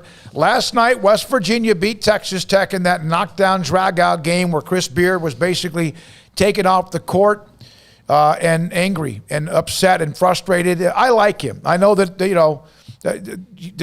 because he's at Texas Tech and people don't like Coach. I like Chris Beard. I like the Boykin. I like Huggins. Kruger. There's no one that think, Shaka, I'm fine with him too. The best part about Bob Huggins is that during the game, he is like just yelling and press and getting in the riff and just growling. And then after the game, the press conference is like, well, Coach, Mark Vidal's a heck of a player. And we're really excited about him. One small correction, Boynton, not Boynton. I keep on saying Boynton. TCU's former quarterback, Trayvon Boykin. But no, you're absolutely right. He seems like a good dude. I really enjoy listening to him when they were expecting to play Baylor. And he was actually given a breakdown of the roster and was really complimentary of Mitchell and Butler and everybody else on the team. I really liked what I heard from him. And, yeah, the Big 12's got a great crop of coaches right now. That's why they're the best conference in all of America. And it's not even really a close argument, especially with the ACC suffering from the likes of an under 500 Duke and, what Florida State's kind of their top team right now.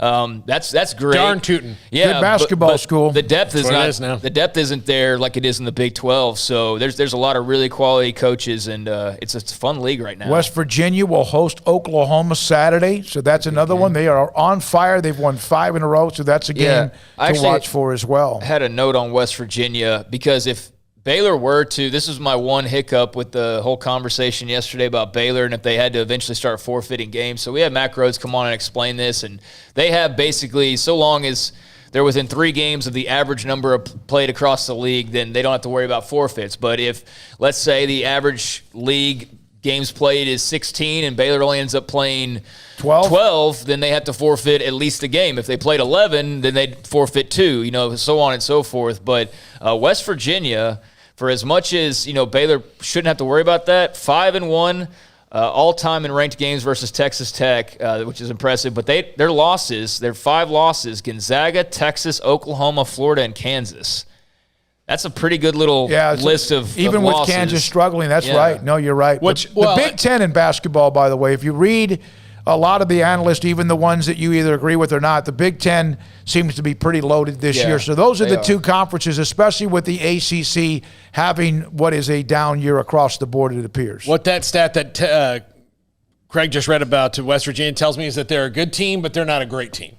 Potentially, because the great teams beat the great teams. They're good and they can hang, but the issue with Baylor, they've beaten some really good teams. They have top 10 wins. What you hate, you really do, they didn't get to play Villanova and Gonzaga. Oh yeah, that would have been. Because then you're talking about not only number 2 in the country, and Gonzaga could beat them by 5 or 20. I don't know, and vice versa. But boy, wouldn't you have loved to see those 2 games? But the same thing. Now Gonzaga did play Kansas. And I think they've played one other team. But for the most part, their conference is, they're a one big lead for a reason. They're not You know, you're talking about the league that Gonzaga's in? Yeah. Yeah, I don't know how often they get more than one team. I mean, sometimes it's them and St. Mary's both get in, you know, but Pepperdine, you know, but again, their league, they're head and shoulders above everybody else. So, and I'm not trying to knock Gonzaga. They're unbelievable, and they can score at will. But I do think that, like, some of the knock on Baylor's been, well, they haven't played this, But but Gonzaga hasn't really either. Yeah. You know, so. Yeah, I agree. All right, when we come back, we got a couple of things to do here. I have these charms from Brad Boozer, and they're mini charms. And there's some that are a heart, some of them that are a heart, you know, like just the rim of a heart. Some of them are like a double heart. But he wants me to give those away. Valentine's Day coming up on Saturday, so don't forget about Boozers as part of what you should look at and drop by on the corner of Valley Mills and Lake Air. Well, if you're scrambling for a gift last minute, there's not a better place to go to and pick out something really nice that will look like you've been planning it for quite a while. So I'm going to do this, and we're going to do this, and we're all three going to do this, and it's going to be up to Armstrong to keep up. If you text a comment about Baylor men's basketball or what you've heard on the show today or about basically what are the topics we've had today. NFL, and is it now the quarterbacks are going to have so much power and possibly even set up their own trades or teams? Whatever it might be, if you text us now, while they last, and I think I have like 12 to 15 of these charms. I will put them in a mail. I got the stamps and everything. I will put them in an envelope and send them to you. If you call us, same number, 254-339-1122, you'll also need to make sure you then send us on the text line, same number, your mailing address. Don't just say, hey, this is Armstrong Smith. I need your address. If I get the address, I'm going to send you a charm. I'm going to go count them, and we'll tell you how many. We may get one call. We may get 15. We're going to try to do it quickly. 254-339-1122, SicEm365 Radio. And before I get to that, we're going to get to PettyClinicLowT.com. Dr. Kent Petty can help you become the high-performance man that you want to be. What does that mean? Across the board, it could mean many things. Sleep well. Man, when I got back from Tampa without very little sleep the night before, on Sunday night, I slept like a baby on Monday night, but I still kind of tossed and turned a little bit, but I was just worn out, flat out tired. Last night, got a pretty good night's sleep. But sometimes you toss and turn. Sometimes you have issues and you just can't fall asleep. And that could be testosterone. Sometimes you don't feel good. You're lethargic. Your energy's down. That could be your testosterone. As you get older, your testosterone level can drop. Not everybody, but 1 out of every 3 men. And so can your testosterone levels that affect you in the bedroom, whether it's sex drive or erectile dysfunction. It happens. If it's happening to you, that's okay. PettyClinicLowT.com. Go online, contact Dr. Kent Petty and his staff, PettyClinicLowT.com, and they can help you, one, get the blood work scheduled, look at the results, and if your testosterone level's too low, Dr. Petty can put you in a program to increase your testosterone level so you can become the high-performance man you want to be. Whatever the symptoms might be, 1 out of every 3 men have them. PettyClinicLowT.com. At Baylor University, students can shine in their own way. Or should we say their own ways? Because there's no limit to the ways Baylor students make the world a brighter place. Whether they're leading a student organization or following a higher calling, getting advice from faculty, or taking part in world-class research, pursuing their dreams, or working toward their dream job, students find their place to shine at Baylor, where lights shine bright. Bird Culchin Ford has been in Waco since 1936. Ford, the #1 selling truck in Texas, 43 years running. And Bird Culchin Ford proudly supports high school football in Central Texas. And no better way to tailgate with a Ford than from Bird Culchin Ford. And are there better vehicles to tailgate with than the Ford F-150 or the Ford Expedition? And of course, you can get them new pre-owned Bird Culchin Ford. Our sponsor of the Ford Tough Player of the Week, locally owned dealership. Online at bkford.com at 1701 West Loop 340 in Waco. Bird Culchin Ford. Boozers is the wedding ring store and more. If you're ready to get engaged or already married and want to upgrade your wife's ring for a special anniversary, Boozers is the place to go. With the largest selection of premier quality diamond engagement rings and wedding rings in Central Texas. They have 7 cases with over 300 styles of rings from top designers like Natalie Kay. Choose from yellow, white, or rose gold, plus beautiful top quality loose diamonds. With an in-house jewelry, they can also custom make anything you want. Bring in a picture or drawing and let Boozers create your one-of-a-kind pendant or ring. They can even use some of your old gold and diamond jewelry to create something new. At Boozers, you'll find a great selection of quality timepieces, and Boozers is the place for expert watch maintenance and repairs too. They specialize in expert Rolex watch repair for fine jewelry, watches, custom work, and more. Go to Boozers on Valley Mills and Lake Air Drive in Waco. Boozers, the wedding ring store and more. Y'all listen up. Let me tell you something about group meals from Rudy's Barbecue. It's got all you need for all the folks you gotta feed, smoked meat, sides, and more.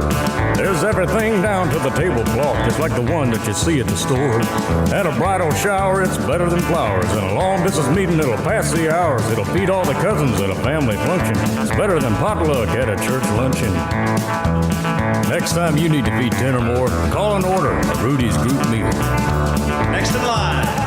With so many companies and policies out there, it gets so confusing shopping for insurance, and I never know if I'm getting the policy that's right for me. Luckily, I met the team at the Niche Group Insurance Agency. With the Niche Group, you can go to one company and get access to coverage options from many insurance carriers, and you get to speak to a real person about your specific coverage needs. With the Niche Group, I know I'm getting the right coverage at the right price. If you need insurance, talk to the experts at the Niche Group at 1-800-258-8302. Riverbend Liquor and Wine has their easy-to-access drive-thru open and convenient and clean in-store location on the corner of Lakeshore Drive and North 19th Street in Waco. Riverbend Liquor has the best and most extensive variety of craft beer selections in Waco, and Balcones whiskey, including single malt, pot still, baby blue, rye, brimstone, and the all-new lineage in stock. Riverbend Liquor and Wine, family-owned and operated, and a hidden gem in Waco on Lakeshore Drive and 19th Street. And find out more on Facebook and Instagram. Welcome back to SicEm365 Radio. Have you downloaded the SicEm365 Radio app? Do it today on the App Store and Google Play. All right, let's check the text line. Let's see if any of you have... Oh, my goodness, there's 3 of you. Oh, one wrong. Sorry, wrong number. Oh. Must well, have been, that's your problem. Shama, wait a minute. This Shama is from earlier had the wrong number. 254 says, love the interview with Pierre Memory. He came over and sat by me next to the ladies' game, told him my son in Minnesota was a big fan. He took my phone, had a text conversation with my son, and that's from D. D, thanks for your text. Also from the 940. I appreciate you all talking about the coaches of the Big 12. We certainly do have some great ones. Huggins, my favorite, non-Baylor coach. Beard is my least favorite. Last night was so embarrassing for that poor dude. Texas Tech deserves him. Anyway, happy Valentine's Day. I'd love to have one of your charms. I kind of look at Campbell from Iowa State and Beard in the same vein of, like, I respect them. I also think that sometimes they probably get too much respect in some ways, like they can do no wrong kind of almost in the eyes of like the national media, if you will. Because I like when I saw that Beard video from last night, I immediately thought of Matt Campbell's outburst during the Big 12 championship game where he just lost it. And, Oklahoma went on to take care of business. But for some reason, he's like the basketball equivalent of Matt Campbell to me. You know what I think happened to Matt Campbell that game? Because he's usually so – I think eventually – because he's pretty good about tuning out all the noise and everything. Mm-hmm. But eventually, like in that moment, like here's your chance to win the conference title, I think he finally let it get to him where it was just like – man, I want to win this thing. Like, I can see that. And so then your normal personality kind of goes out the window because he probably spent all week long and all night the night before just going through like, we can beat him. We beat him before. We got to beat him again. We got to do it and we got to do it and we got to do it. And then something goes awry and then you're just, okay, like Tom Brady tonight with Tyrann Mathieu. Tom Brady, like at first when I saw it, I was like, why is Tyrann Mathieu talking trash? He just got burnt. And that wasn't the case. It was Tom Brady talking trash to Mathieu. Tom Brady, realized he was out of character, sent a text to Honey Badger and then ended it. Yeah, and that too is like another part of like, that could have been blown so out of proportion. And, thankfully there was clarity pretty much immediately, because I initially saw, what did Brady say? And, was it something right? Everybody wants to go to the extreme with it. But you know what? It's just two guys in the heat of competition. They talked afterwards, and it was all good. Non-story. But, yeah, at the moment, it's like that just builds up in you and, it spills out. But, that Beard situation last night, that did make for some interesting video, and I'm sure he's thought about it quite a bit today, for sure. All right, so I've read some of yours. We got 4 of you on the text line, 254-339-1122. Let's see, there's another one that we didn't get to. Carl Campbell, Baylor should not have to forfeit any games. That's BS. Well, it's a league rule, and, if you're missing more than a handful of games, I do think there needs to be some type of a repercussion for you, even if it's something that's totally out of your control like COVID is. I mean, Mac Rhodes said it yesterday. There's not anything they could have done any better than what they were doing as far as protocols go, and so it's just a situation that, is going to happen on occasion. But, if I'm West Virginia, I think you got to look at it with the shoe on the other foot. If I'm West Virginia and I'm playing every single game, and the only games I'm not playing are these games that Baylor keeps canceling and moving around, and I'm winning, I'm picking up top 25 wins, and there's 2 games with them, and, maybe you win that first one, and maybe you win that second one, and then you're at least in striking distance. But with them not playing, you can't really play catch-up at all, and that's a little unfair because you're not sidelined. So I agree that there's a rule in place, and I actually think that the Big 12 rules, maybe in a couple of years we're talking about it differently because the shoe's on the other foot, but I think it's pretty fair. I think it is. I agree. I think that's what they should do. And I at this point, I'm not panicked about it because I believe they'll get to that number. Right. Because I think as long as they get 3 of those games in, they'll be within it. Now, if this gets worse or lingers, then I'd start to worry. But with the games I already have planned to reschedule, that they're going to make up, and then they'll probably make up 1 or 2 more at least. Yeah, I think they'll get there. Well, I think if the forfeit, the first one or the second one that you have, if that was just automatically counted as a loss, I think that would be a bit unfair. But I think with the way they've got it to where as long as you're within that average, you could miss 3, 4, 5 games and still be okay. There's just a certain limit that ultimately it's okay, come on now, you missed 8 games this season. We got to penalize you somehow. And the good news for Baylor is even if they had to forfeit 1 game, they're still in the lead, and it's not close. But the problem would be that you suddenly have a blemish that you didn't really actually, lose. You didn't actually lose a game, and that would be unfortunate to see a team that has, undefeated type potential that is, instead of being 25-0, is 24-1, and that 1 loss is a forfeit because of COVID. Yeah. Armstrong, I know you are in the middle of it. Is there a way, does this even show up at all? Put it in your hand like that. Well, I will, but let me see how close it is. All right, there is. Yeah, if I do it this way. Closer. Yeah, here it is. Maybe put it on this black bag.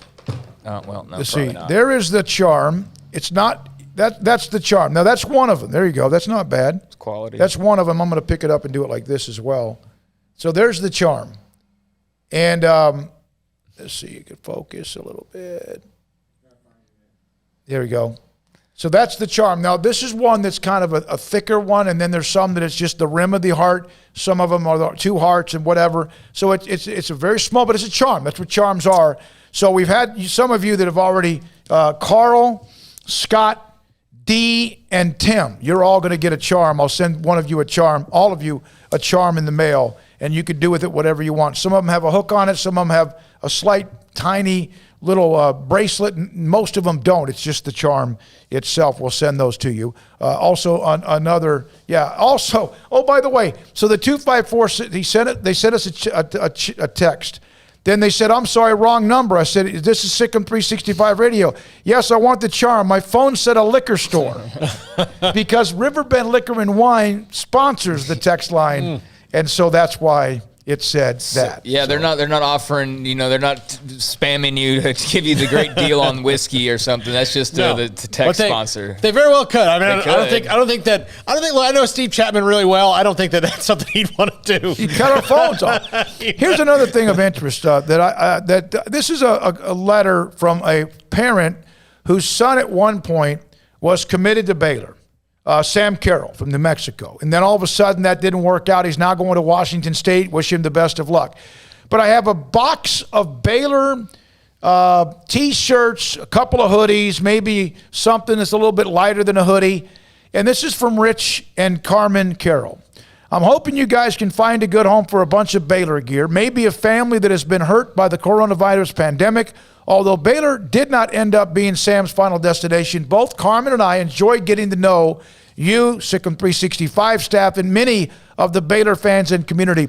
He is absolutely ecstatic to be at Washington State. He's doing well as an early enrollee. All the best, Rich and Carmen Carroll. So here's what I'm going to do. I've got the box in my car, and I'm not sure if there's like 6 or 8 or 12 T-shirts, shirts, whatever, and I don't even know the sizes. Sam Carroll, I would think, probably is at least an extra large, but it might be just stuff that was sent to them as parents as well. I want to give that box away, and I want to do that to a family in the Waco area, so where I can actually deliver it to them. So if you want to send me, I guess a direct message on Twitter, that'd be the best way, or on the text line. Give me a story about a family that might need this. Yeah. Not to collect for you, not because you're a Baylor fan, but a family that maybe needs clothing and also happens to be Baylor fans. That also can be, obviously, are Baylor fans that will use the clothing. And again, I don't know the sizes of all of this. I just want to be able to take the box that the Carroll sent to me and hand it to somebody, and then somebody can have some clothing, especially since it's so damn cold and it's going to get colder the next few days. Well, I don't know how much a jersey's going to help protect from what's going to be -2 on Monday. Legitimately on my phone said -2. Well, if they don't have enough clothing, anything would help. Yeah, but, preferably somebody who could get the most use out of it and that needs it rather than just wants it would be great. Now, I would say it's probably a good idea to take a look at that box because that might determine some of the candidates. So, if it's all double X's, then a family of kids may not be the right fit. Send me a text on the line, and I'll go out in the break. We'll come back with Paul's 5 at 5:55. We'll come back. I'll tell you most of the sizes of the box. I got to go out there anyway. And someone write me a letter. It doesn't have to be long. Why a family gets this box. And I'm going to disappoint some people, but someone's going to get this box of clothing. All right? Just going to straight up give it to them. And cool on the part of the Carroll family to, hey, not be mad about, not ending up at Baylor. And Washington State, beautiful part of the country, a lot farther away, but they seem to like it. So good for Sam Carroll, the former Baylor commit, and his family as well, and cool of them to want to pass that along and not just chunk it in the dumpster, to be lost to time. So kudos to them. All right, here's another text from the 972. I don't get to listen every day, but always happy to hear y'all's voices. Would love a charm if there's still one available. Can it be sent to Big D? Absolutely. Name and mailing address. You may not get it by Saturday. You may not get it till early next week, but I have a lot of already pre-stamped envelopes. I'll just put it in the mail, put a little piece of paper around it, and get it to you as soon as I can, which means it will go out in tomorrow's mail. All right? Thank you. You can text 254-339-1122. We'll take a couple of more of those. And then also the box of clothing. I'm going to go out right now, get the sizes. Paul's 5 for $5.55. We're even getting suggestions from you, on Twitter, which is great as well. This is SicEm365 Radio. From the first workout to the last practice, sports is an incredible challenge. Hi, this is Dan Ingram at the First National Bank of Central Texas, and we're proud to support each athlete, every parent, and our educators. From families, small businesses, to the biggest industry, we're here to help. With remarkable products like instant issue debit cards free at all of our banking centers, we've got banking ideas that fuel big dreams. The First National Bank of Central Texas. Familiar faces making local decisions. Member FDIC, Equal Housing Lender. It takes time to reach goals. It's a truth that applies to more than sports. It goes for your financial goals as well. You work hard for your money, and you deserve an investment strategy that lines up with your game plan. And Tom Albers, your Edward Jones financial advisor, can help. If your financial investments aren't putting forth the effort you desire, stop by today for a financial review. Tom Albers, 4301 Lakeshore Drive, 254-776-7605. Edward Jones, member SIPC. Southwest Sports Medicine and Orthopedics, the team physician of Baylor Athletics. Our doctors specialize in the diagnosis and treatment of any and all sports-related injuries. Celebrating over a decade of service in Central Texas, our doctors are equipped to handle a wide range of issues, whether it's your foot or ankle, orthopedic spine care, your hand or wrist, knee and shoulder pain, or if you're in need of our arthritis or total joint clinic. Come see us at the new Baylor Scott and White Ted and Sue Getterman Sports and Orthopedic Center. Trusted doctors at Baylor trust, Southwest Sports Medicine and Orthopedics. Our goal is to get you back in the game. Ram Truck Month means special pricing on new Ram trucks at Allen Samuels. The 3-peat Motor Trend Truck of the Year, Ram 1500 Lone Star Crew Cab, has special values up to $7,250 or 0% for 72 months, plus $3,000 in combo cash. Visit the customer award-winning Allen Samuels, located at 201 West Loop 340 in Waco, for the 3-time Motor Trend Truck of the Year, Ram 1500 Lone Star Crew Cab. Ram Truck Month is going on now at Allen Samuels, your friend in the car business. See dealer for details. All offers have credit requirements. Learning to navigate life in the COVID-19 world has been a struggle, and where and how to get tested has been one of the biggest challenges. Impact Health Labs has your answer. If you need mass testing for your office, church, dormitory, or school, Impact Health Labs is who to call. They will come to you, conduct the testing at your location, and have the test back within 24 hours. Most major insurance accepted, meaning your out-of-pocket cost is low. So no more waiting by the phone for days to find out the results. Impact Health Labs was founded by 3 Army licensed and credentialed medical professionals. They believe in accuracy, efficiency, and doing the job right. Call 254-744-6233 to set up your group screening today. Impact Health Labs, on-site, prompt, and accurate, taking COVID-19 head-on. Again, that number is 254-744-6233 or online at impacthealthlabs.com.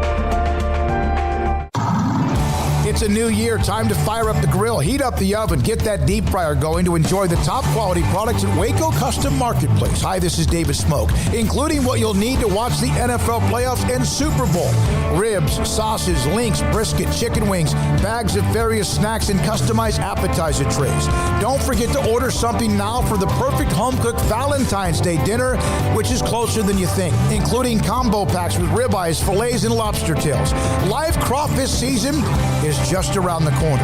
Absolutely the right time to fire up the grill, heat up the oven, get that deep fryer going to enjoy the top quality products at Waco Custom Marketplace. Waco Custom Marketplace, your family meat market, butcher shop and bakery with everything baked fresh with old-fashioned farmers market atmosphere. Serving Waco restaurants and families since 1940. Your one-stop shop for beef, pork, poultry, and seafood needs. Waco Custom Marketplace, 425 Lake Air Drive or WacoCustomMarketplace.com. At Ideal MRI, we feel blessed to be part of the Waco community. We're a small family business here in Central Texas. At times like this, the cost of healthcare has never been more important. And unfortunately, significant illnesses and injuries still occur. And that's why Ideal MRI is open and here to serve you through this difficult time. So if you need an MRI, ask your doctor about Ideal MRI. You can schedule online in minutes at idealmri.com or call 833-IDEAL-MRI. Welcome back to SicEm365 Radio. SicEm365 Radio is presented by IdealMRI.com. High-quality MRIs for $497 or less. IdealMRI.com. Your health is important, so is your budget. All right, 5 at 5:55 in just a moment. I just went in the box, and there's still like 5 or 6 more shirts. Double X, I see large. One of these is this right here. This is a very nice hoodie, and I believe this is a double X hoodie. So, and that's a large hoodie. So if you have a family that could use this clothing, send me a text, 254-339-1122.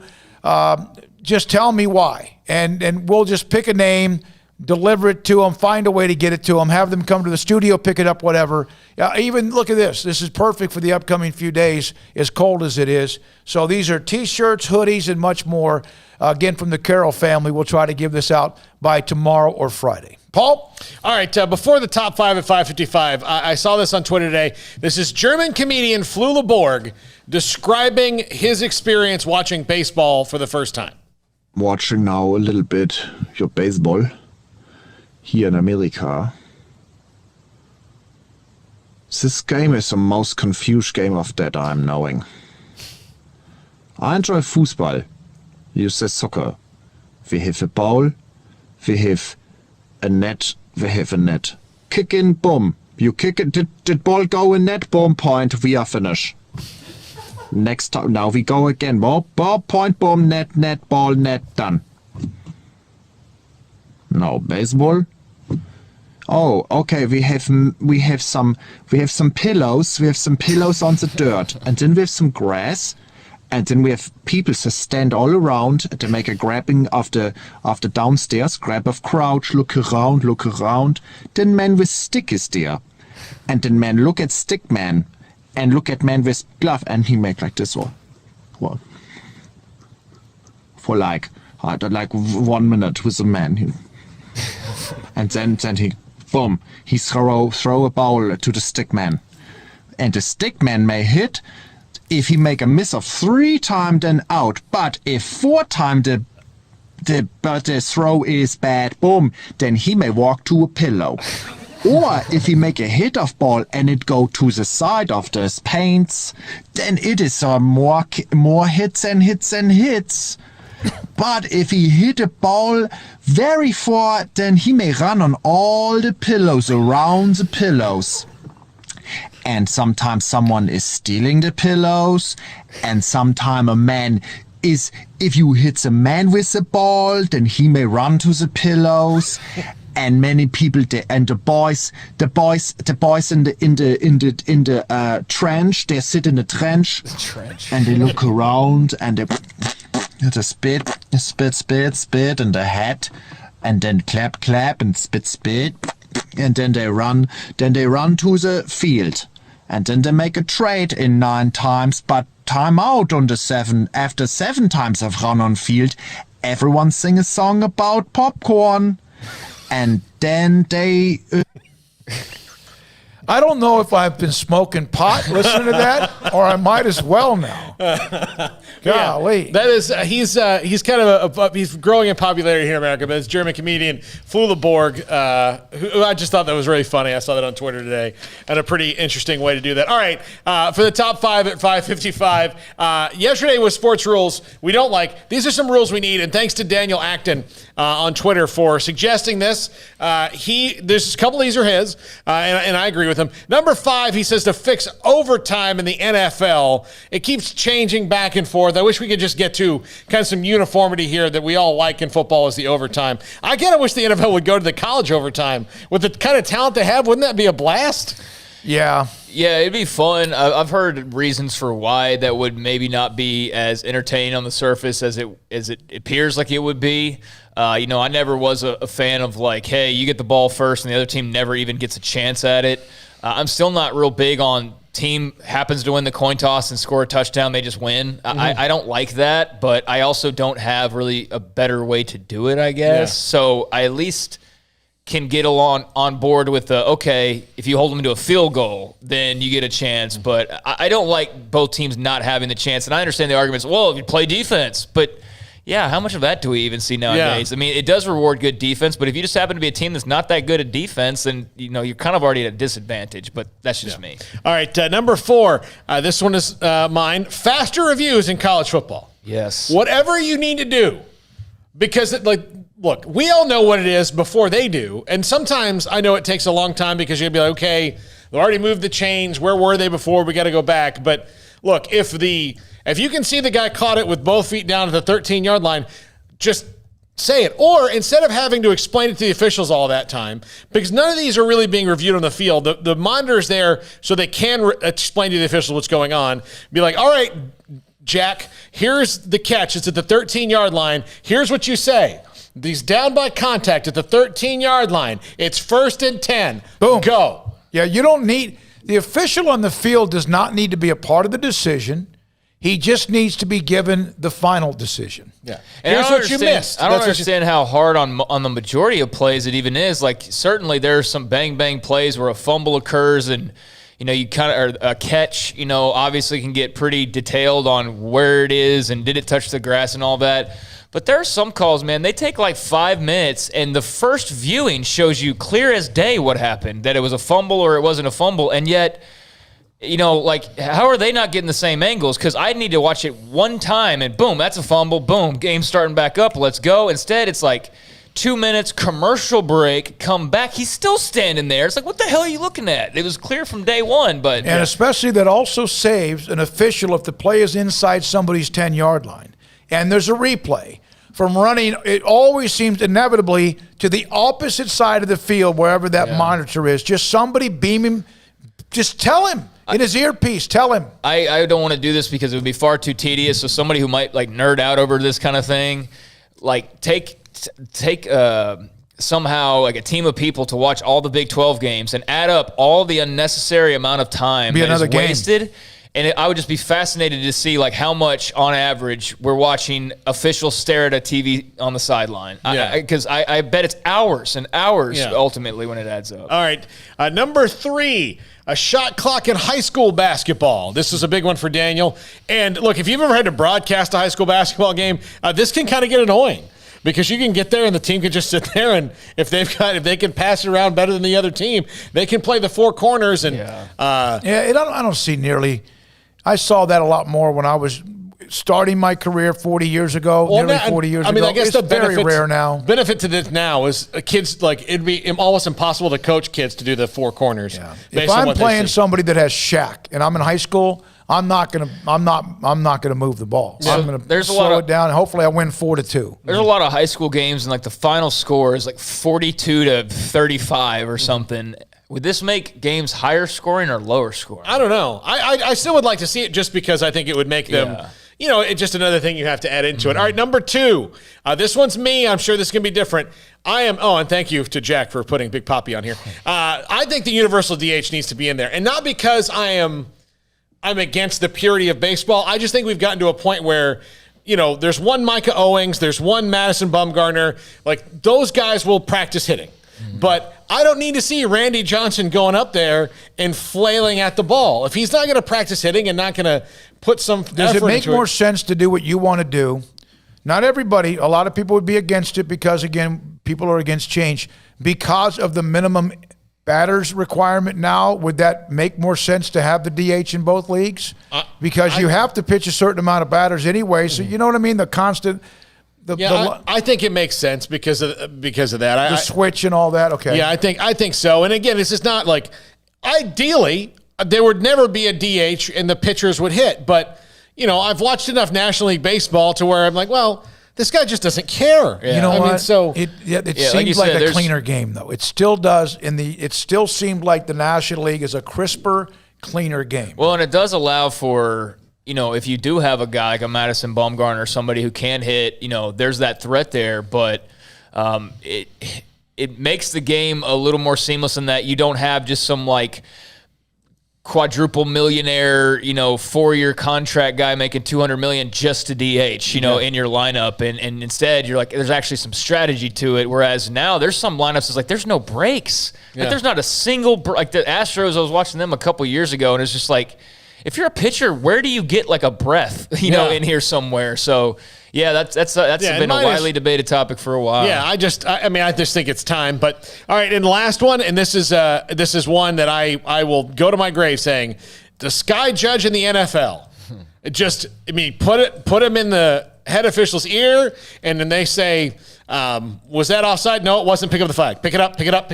Well, that's what you're discussing with college, right? Yeah, it's kind of the same thing. But but in the NFL, and because they have more of the means to do it, but just where they start to go to the meeting, and if there's somebody on a camera, they can be like, nope, not it. Just move on. Yeah. Go. You're wasting time. Well, they are anyway. It is.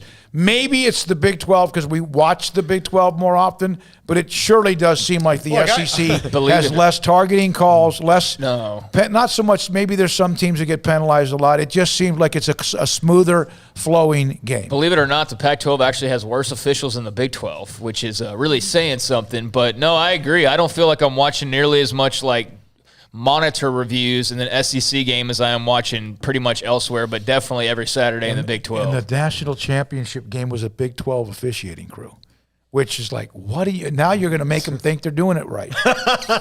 Yeah. Armstrong, thank you, sir. Hey, tomorrow there's a good chance we could have some lively, big-time name guests again. King McClure today, Pierre Jackson today, also Anthony Beck today, and thanks to John Machota as well. For those of you who have texted up until now, I'll be sending you a charm. There's a nice handful of you. Thank you, Paul Catalina, Craig Smoak. Tomorrow, Up Tempo starts at 11. Armstrong, thank you as always, the genius behind all of what we do on SicEm365 Radio, and thanks to our amazing sponsors and those of you who watch and listen. Thank you. I'm David Smoak. Good night on SicEm365 Radio.